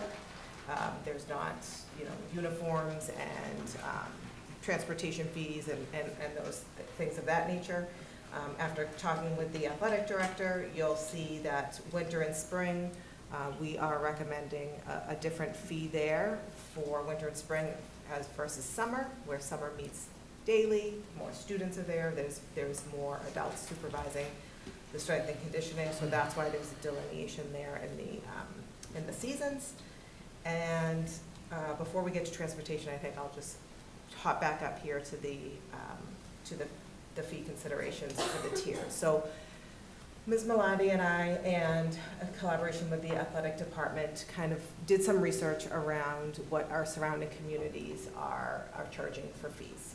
So we looked specifically at the Hockomock League, we looked at our surrounding communities, and then we looked at every school district in our MIAA division, and to see what's publicly posted. We did reach out to some districts to see if we could get further information.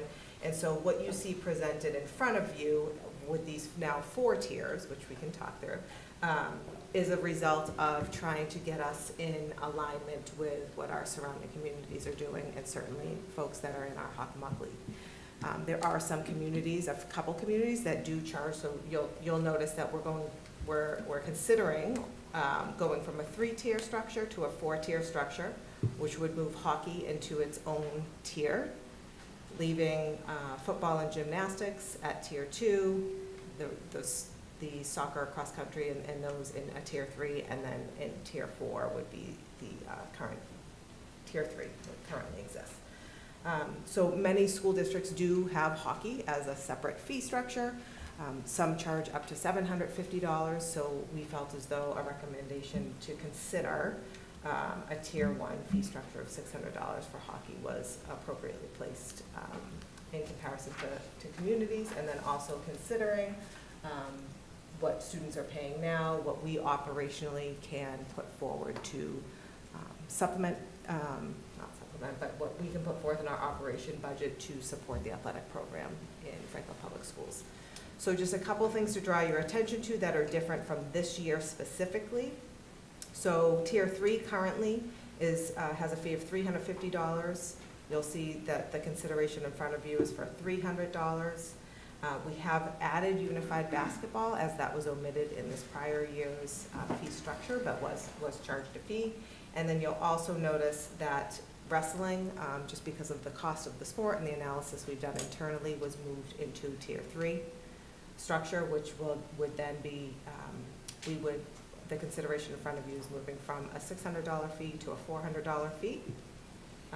Again, in consideration of a successful override. Football and gymnastics moving from the $1,000 tier 1 fee to a tier 2 of $500. And then that final tier 1, or that addition of hockey, moving from $1,000 fee to a $600 fee.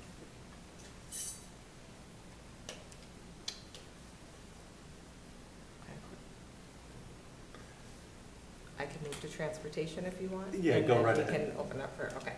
So down below, you'll notice on the bottom row here, we have transportation fees. So again, your FY24 fee was $360 for transportation with a family cap of 3. bringing the total cap to $1,080. This year, as we all are aware, we moved to a $500 fee with no family cap through some analysis, again, surrounding communities, our internal analysis of fees collected, ridership, and looking at the reorganization. There is a consideration for FY26 transportation fees, and I would note that this one is consideration for whether there is a successful or failed override, that the fee goes to $387, so from $500 this year to $387 for next year, and reinstating the family cap at 3 students riding the buses with a total family cap of $1,161.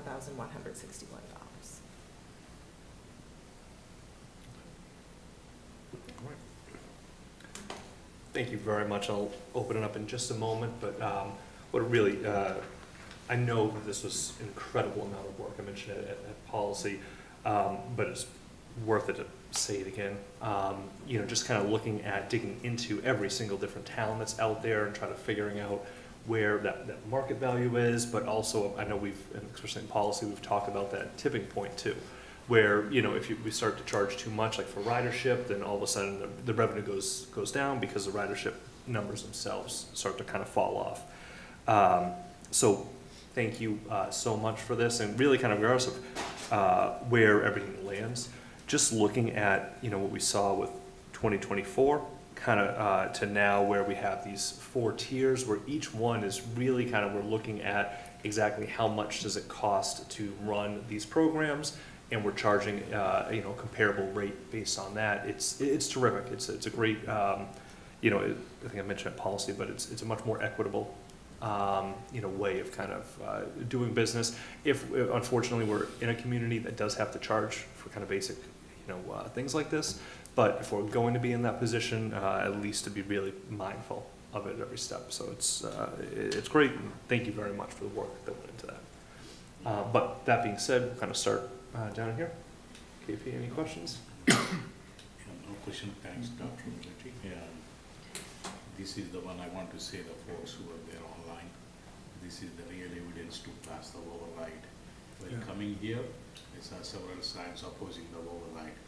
This is the evidence, this is for the future of Franklin, not for the benefit of anybody. So please support as per our students for the future of Franklin. That's all. Thank you. Thanks, yeah. Kind of to KP's point, tomorrow's the last joint budget subcommittee meeting, and I think that it's our listening tour, and it's where the parents can be heard before we, you know, deliberate about what the override's going to look like, when it is going to be. So this is important because I don't anticipate being able to do much with fees whatsoever. If the override doesn't pass, none of this works. So just, I know we've said that many, many times, but last year some in the community were like, oh, you're fear mongering, or you're not going to do this. This is, we have no money to support, you know, any extracurriculars in this district if we don't pass this override. So thanks. And great job, Tina. I mean, we already did this in policy, and Jana, thanks for doing the work, because nobody wants to charge the parents these fees. And so appreciate it. Yeah, thank you both, and you know, to your teams for doing all this work and putting this all together. Yeah, and like, I mean, this is great to see, great to get this information out there. You know, contingent on a successful override, we could see, I mean, significant reductions. You know, with, you know, hockey going down from $1,000 to $600, football and gymnastics being halved from $1,000 to $500. All those tier 2 ones, you know, going from $600 to $400, and then that last one also, you know, being knocked down from $350 to $300. So it's a significant savings. And yeah, thank you that, you know, we can consider this, and you know, if an override does pass, this can become a reality. So thank you for that. Just I guess a question on the budget side of things and how that impacts us there. So what, Jana, like what do we expect in terms of like revolving fund impacts and like budgetary impacts could we potentially see if this goes into effect? Sure. So when we put the FY26 budget to you guys, the one that you guys approved, He had $580,000 from operating towards athletics.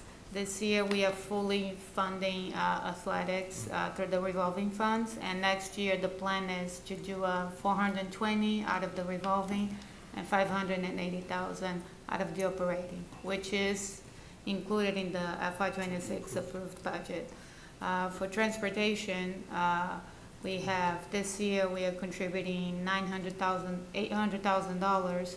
Next year, the plan is, this year we are contributing $900,000, and next year we are contributing $100,000 less, Okay. which means that you are contributing more from the operating money, more from the operating budget, $100,000 more to offset the decrease of the fees. Okay, excellent, thank you. And, thank you for that clarification. And, Tina, maybe this is more for you, but, because we did see like some reduction in participation this year, correct? Because of the increase of fees, and so, could we maybe see like some increased revenue from that as well if fees go down and, we get increased participation? That's what we would hope, is that these fees would be more accessible for families, certainly. One piece I would draw your attention to is the strength and conditioning alone. We saw a substantial decrease in participation. Now, we know that that's not considered in this tiered structure as an athletic sport, but just innately in that increase of $100 and a significant reduction in participation. So yes, that would be our hope, would be that more students it would be feasible for them to participate. Just through the chair, some sports saw no reduction in participation. However, our hope is that we're trying to show good faith to the community, that we put forth a budget that you approved that did lower these fees, because the value savings from going from, for example, $1,000 for, I'll use football and gymnastics, to $500, or $1,000 currently to $600 for our boys and girls hockey. Just that number alone, when you look at the joint budget subcommittee presentations, the model that's been put out by the town administrator, I think the average house on what they're discussing for potential for an override at 3.86 is around $312 annually for the year. So that was, we did the exercise and we did the math because we had to consider a lot of other things, which you've done a great job of illustrating. But when I start to rationalize as a fee-paying parent, when I start to look at some of the cost savings in this, built into this budget, if this budget's approved, and in order to do that, we need to fix the town structural deficit. There's a connection there that I am making. I shouldn't say I would be. I live here. I'm paying taxes and athletic fees. I'm not paying bus fees anymore, but I was. So just to point that out, just if I was to start to look at talking points, and we can provide those, but these are considerations.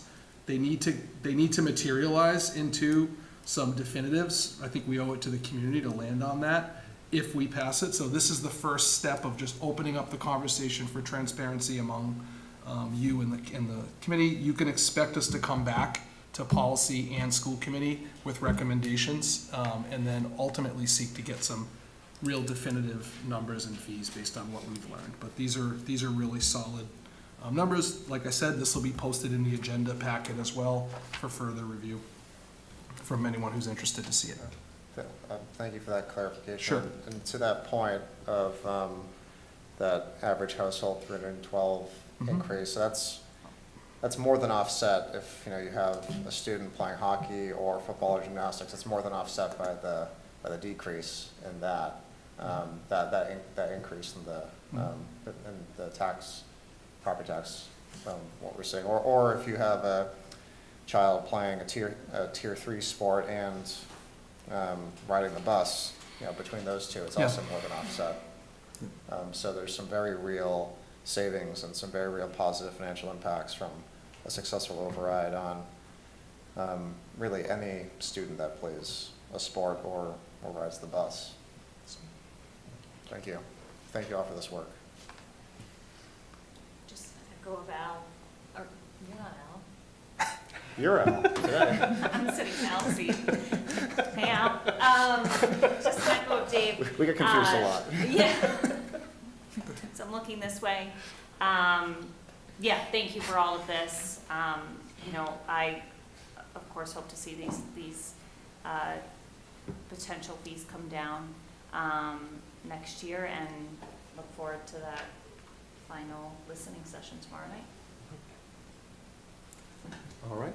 And how about Real Al? Yeah, okay, get off mute, okay, cool. Yeah, so a few questions. So with the reduction of the fees, or potential reduction of the fees, is this also reducing the overall budget for these programs? No, go ahead. I was gonna say the budget you approved included applying operational funds to the programs, the transportation and athletic department, in order to decrease those fees and still apply the revolving funds that we collect for fees as well. We would just be using less revolving funds this year, next year than we are this year. Okay, so we would be using less revolving funds, but would we be using more operational funds to account for the reduction in fees? Yes, for athletics, yes. Transportation, it's $100,000 difference. Okay. Do we have the projected amount of operational fee, monies from the operational budget that we'd be using for the reduction of the sports fees? That would be, yeah, $580,000. She mentioned it earlier. Okay, so we're, okay, so, and I missed that, so thank you for the clarification. So we're saying, based off of the reduction of these fees, we would then be taking out $680,000 out of the operational budget to account for Transportation and programs, is that correct? athletics. Yeah, for both, yeah. In an override that was passed where there would be Yeah. an increase to people's tax bill, you know, through an override, so yes. Yeah, I'm No, adding understood. context for people watching. I understand that you probably know the answer to that, Al. But Cool. Okay, cool, thank you. And then if we did the override and we did not reduce fees, do we have a plan for what we could use that $680,000 for? I mean, you approved in the recommended, the school committee approved budget to utilize the funds as we took. The override passing also includes the restorations to some of the positions like the middle school orchestra position, some of those other pieces. So there's just the totality of the budget that you approved included the restorations, the new positions, like, the restored positions and the reallocated positions that exist, and the budget, and we tried to look at it from the perspective of all the areas in which we touched, so that was approved. If you were suggesting that we didn't do that, that would be different than what the budget approval was, and that would have to be a future discussion. What I'd say is, I know that I've been saying publicly, based on the recommendation on January 28th and then subsequent meetings where this was approved, that reducing our transportation and our athletic fees was part of the budget that we were putting forward. So I would want to be clear about that would be a change from what we've put forth as a budget in this cycle. Does that make sense? It does, and maybe let me restate my question then. If we didn't reduce the fees, would we be able to use that $680K to restore other things than what has been said that we could potentially restore with the past override? If you didn't apply it to the fees, you could reallocate those funds to do something different with them. Yeah, we would put a recommendation, yeah, technically. Okay, cool, thank you. Okay, and then, thank you for that. And I guess the other question I have is regarding the strength and conditioning fees. I guess what was the rationale to reduce it to be less than the FY25 amount? If the override passed? or FY '24 amount, sorry, not '25.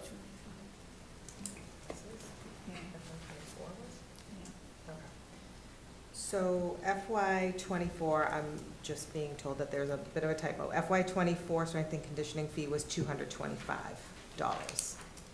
So we are recommending maintaining that for the summer.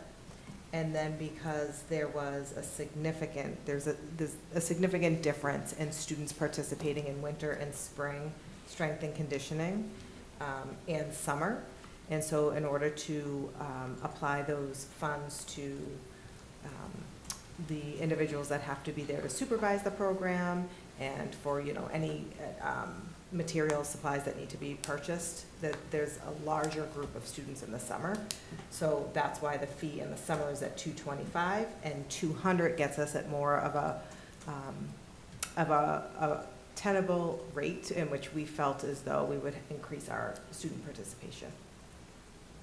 Okay, yep, that makes sense, and thank you for the typo, okay, that all tracks. And I know, I'm glad that we had the bus presentation. We have a sense of how many students use the bus. Do we know in total how many students participate in all of these sports that require a fee?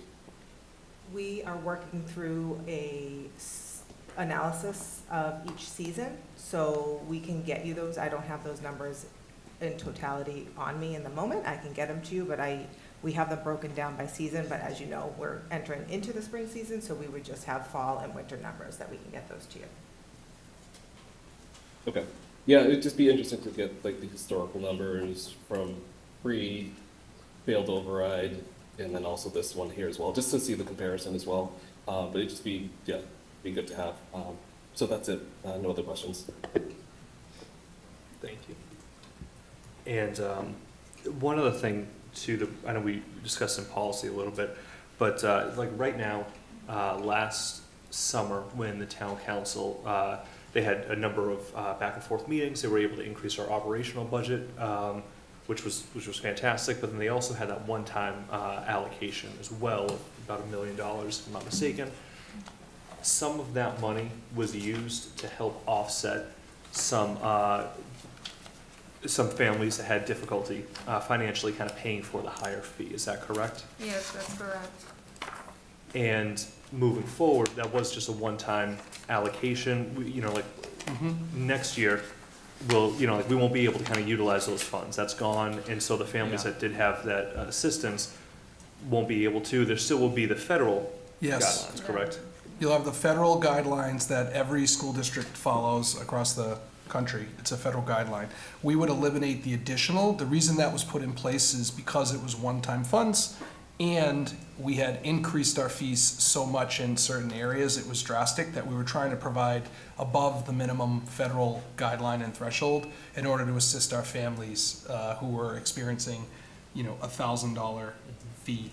So that was why. So just to kind of, thank you for asking that question. So that would go away, that extra beyond the federal, if we were able to adjust our fees. And I would even argue to say that with a failed override, with no other additional money coming in, I don't know that we could commit to that to the future either. That might just be something that we have to consider. So just want to put that out there, and trying to think holistically about this budget. When we built it, was trying to look at all aspects of the system, and that's where this came to be with these recommendations. Thank you very much. I appreciate that. All right. Any other questions, comments?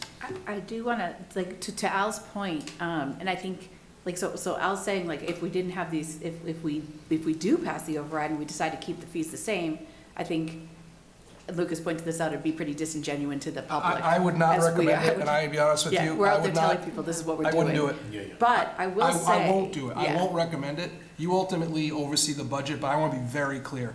Yes. We have put out to the community a budget that incorporated lowering fees if an override were to pass. Yeah.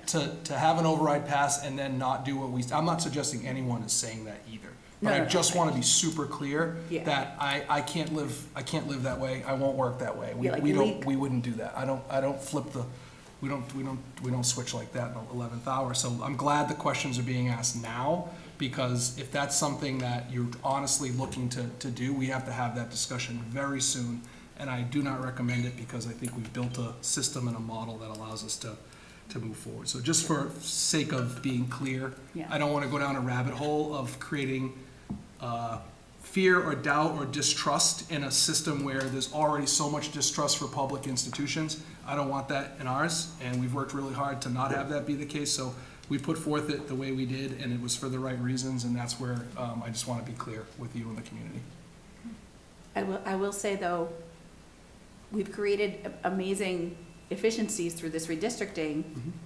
I do think that in the future, we've been saying this for the past 5 years, the cost drivers of education, just so the public knows, transportation, special ed out of district tuition, technology needs, healthcare that we have on the budget. These things come out of our operating budget. They are going to continue to go up each year. Right. We quite possibly in the future could need to put these fees back on. So we really got to communicate to our neighbors and our non-stakeholders that it's not a mismanagement of money. It's I think that Colin showed in those transportation presentations how tight our transparency and detail is around, I mean, where like the brackets coming off the wall, like the level of detail that you guys are putting in here to gain the trust from the community. I really, really hope we can reach the larger community with that, because otherwise we'll be back here in a few years, you know, because these cost drivers, the redistricting's not solving for everything, but it's been amazing work. Framing it that way through the chair, Yeah. the district, we should be as a district reviewing every few years. We should be looking at our fee structure, just to be clear. But I think the question around not doing what we've committed for this cycle was where I was getting more passionate about my response. But I don't think it's irresponsible. I think it's actually very responsible to look at fees, user fees that we collect for people who rent things, fees for participation, all that, as you move throughout the cycle of multiple years in a district. I think it's reasonable to revisit those fees, routinely. So, but I just want to be clear on that. I don't disagree with your comments on that idea of looking at fees in general and where they stand, and once again, the market and whatnot. So, thank you. And Al, did I see you toss that Zoom hand up or no? I did, but I'm retracting it. Okay. Any other kind of questions, comments? All right. And yeah, I appreciate it. And Lucas, I know you had mentioned before, but that the budget that we passed was with consideration of trying to reduce these fees for as we talked about, like a whole bunch of different variety of reasons. Especially when we look at like the transportation itself, just that increased ridership assists with traffic flow as we kind of move forward as well. And so thank you very much. Thanks for the additional comments as well, because yeah, this is definitely something that it had discussed throughout the budget process. It's great to kind of really start to see these now kind of coming into more clarity and more focus, and we'll just kind of have to continue on having these discussions as we move forward. Really appreciate that. All right, but that being just discussion only for this moment, I think right now we are all set. Okay, great. So there's no vote to be taken. This is fee discussion. We will bring it back to the policy subcommittee and discuss, and then once we have recommendations and more further processing, we'll bring it back to the school committee as a total, as a total whole group, and move from there. So thank you. And if you each as individuals have specific feedback or comments or questions, or you want to discuss further, I'm happy to talk individually with any of you just as we move forward and kind of move this along. You could also go through Ms. O'Sullivan, who's the chair of the policy subcommittee, who would be kind of leading the review in her capacity in that role too. So, thank you. All right, excellent. So over to information matters, superintendent evaluation. No updates at this time. What about budget? Budget, so I believe since the last time we've met, we've had 4 of the 6 total joint budget subcommittee meetings. We've gone to a number of different venues across town, at the Elks, the Senior Center a couple times, Remington Jefferson, and it's been great to get the community's feedback, to hear what citizens are thinking, but also to hear from different department heads, and to get the information out there from the whole town part of things, but also from our part of town government on the school committee side. So we have the final listening session tomorrow night at the high school at 7 p.m. And Chair Mercer has indicated that we will have a shortened listening session period, followed by a time where we as a joint budget subcommittee will be debating a override number and then ultimately recommending that number to the town council for them to next week vote on whether or not they want to put it on the ballot. So please show up tomorrow night, make your voice heard, and then please tune in and pay attention to that conversation, and then also put in a plug for next week at town council next Wednesday when they'll be voting on the recommendation and debating that for themselves. So a lot of important things going on in terms of the override discussion and the fiscal outlook. It's fantastic, and so on that, I just want to say, I want to commend yourself, all the members on the joint budget subcommittee, the members of the school committee. I know everyone's haven't sat on those. Many of us have kind of sit through many of those or watched online. Superintendent Jagir, your entire team. This was a big endeavor. All these listening tours. Thank you for all the work that went into that. In the room here, I want to shout out as well to Steve Sherlock for reporting on every single one of these. And for also my colleagues on the town council, the FinCom, and for Chairman Mercer and the town administrator for putting this and organizing this together. I remember right before it started, I walked into the shed. Me and my buddy were grabbing a drink, and there, right up on the hostess desk, was the whole printout of the listening sessions. So they got out there. They made this the community aware of the issues and heard from so many members of the community over hours and hours over the past couple of months. So thank you all involved. This was a big undertaking, but incredibly important for this community. So thank you. All right, now policy. I think we talked enough about policy today. We talked a lot about fees and things. But if I could add a little bit to the budget discussion, just because I sit on your committee, I just want to make sure that the parents know that, because I've heard from parents who sort of just are busy and not really paying attention and just kind of say, tell me when the vote is and things, that because we made such significant cuts last year, that the cuts this year were going to be hit not at the schools, but you'll see in the agenda, and it might be coming up from the school committee just to kind of keep everybody aware. But of like that override number, and they're talking between like 3.8 to 4.2, over 2 million of that, if the override fails, will come at our expense, right out of our operations budget, and that is going to be catastrophic. So to think that this is not about the schools again this year, it is. So I just want to make sure everybody knows that, because some people think, they're not gonna feel this. Kind of like when the town council came back last year and gave another $1 million to our operating budget, and people were like, but we didn't have to lose any personnel or police or fire or anything, so the municipal budget cannot endure $4 million in cuts. We are going to be hit hard if this fails. So just want to be clear, and I'll talk more about it tomorrow, but I've heard people think that's not the case, so I just want to make sure that people know, because we have a different kind of audience tonight. Thanks. All right. How about online community relations? Community relations, so we had our monthly newsletter out on the 6th, I believe? It's been forever ago. We will be meeting on the 18th, and we will have our next newsletter out on April 3rd. And before you go on mute, what about joint PCC? Joint PCC, so we last met on the 25th. We discussed the progress of each of the PCCs. Each of them are at a different space, given they have different circumstances, be it either they're merging into one or splitting up into different entities. The middle school has has established their executive board with the exception of the sixth grade liaison. They also had met with the middle school president and co-president, have met with the new middle school principal just to introduce themselves and begin a working relationship. When it comes to the elementary school, we're in a little different space. The Lincoln Street PCC, they've established their board, while the Washington Street, I can't say that, PCC is having some challenges getting some volunteers.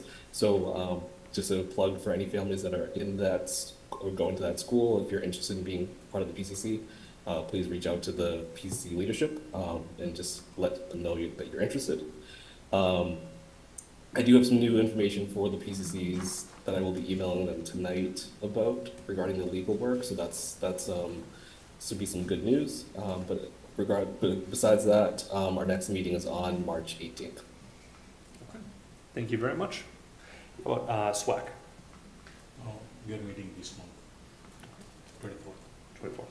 Thank you. Mental health? We met this morning, but I wasn't able to be there, so Paulette, I was reading the agenda. It sounds like we're up to some stuff. Sure, yes, so we met this morning, Spoilers. we are up to stuff. We met this morning, we talked about not only hopefully getting a table at the Strawberry Stroll, because we love that event, because we tend to see more families of younger children at the Strawberry Stroll, and we have a new cornhole kind of game that the American Legion has donated to us. But we're also talking about resources we can share with our students, going back to providing resources to our students. So we are thinking of putting a series together where the upperclassmen will inform the incoming freshmen on different topics and different things and what they can expect. So we're excited about that. And then we also we are starting to plan a group, already starting to think about next year and how we can re-engage some of our stakeholder groups in the community that have kind of fallen off of our committee and try to get them back on our committee. So more to come. Our next meeting will be May 13th. Awesome. Okay, terrific. Thank you. And then what our reorganization liaisons? We met last Friday and got an early preview of that school bus presentation, so I'll be jealous on that one.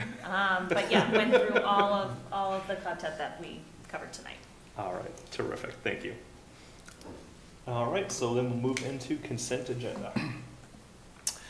I recommend approval of the minutes from your February 4th, 2025 budget open hearing meeting and February 11th, 2025 school committee meeting as detailed. I recommend the acceptance of $2,050 from the JFK PCC for field trips as detailed. I recommend the acceptance of $2,550 for FHS as follows.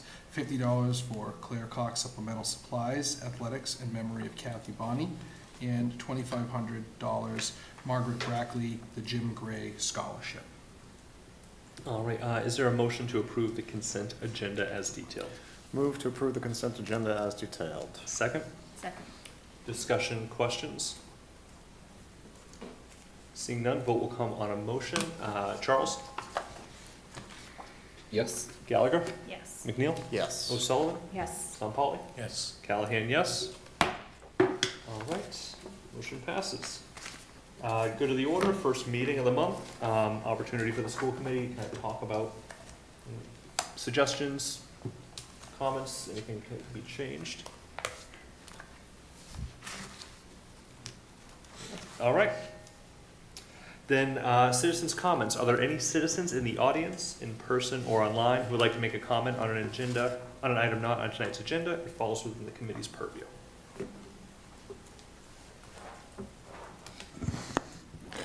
Steve Sherlock, 13 Magnolia, Community Information Director for Franklin Matters, Franklin Public Radio. A couple of quick things, so thanks for the plug on the meeting.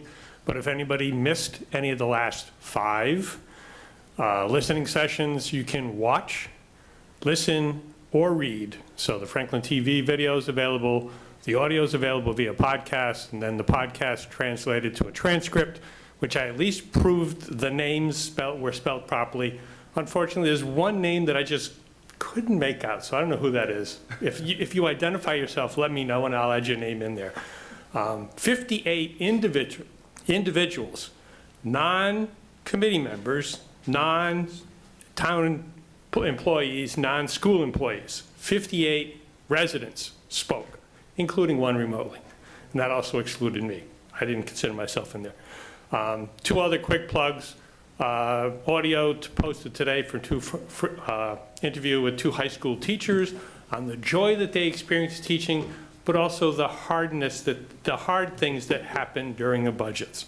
And then Dr. Rogers and Dr. Frazier and Mr. Stark and I met and recorded a session on curriculum following up from the math session you had in January.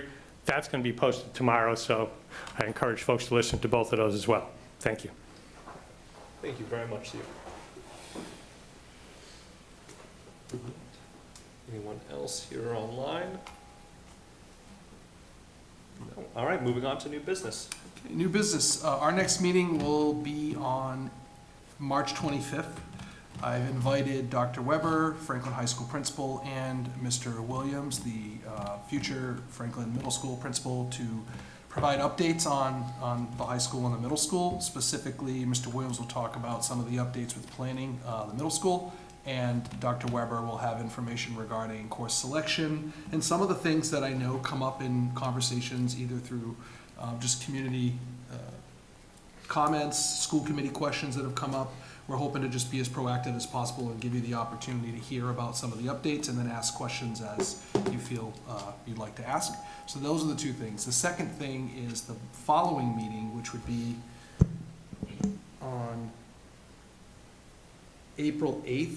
We'll have the elementary come and do the same type of update and presentation along with ECDC on those dates as well. So that's the plan, and you can expect to hear more on those meetings. All right, terrific. Thank you very much. Sure. All right, the time not being 10 o'clock, I'm going to entertain a motion to adjourn. Motion to adjourn. Second? Second. All right, roll call. All those in favor, Charles? Yes. Gallagher? Yes. McNeil? Yes. O'Sullivan? Yes. Sampali? Yes. Callahan, yes. Thank you all so much. God. Thank you. Extra hour. All right. This is daylight savings time.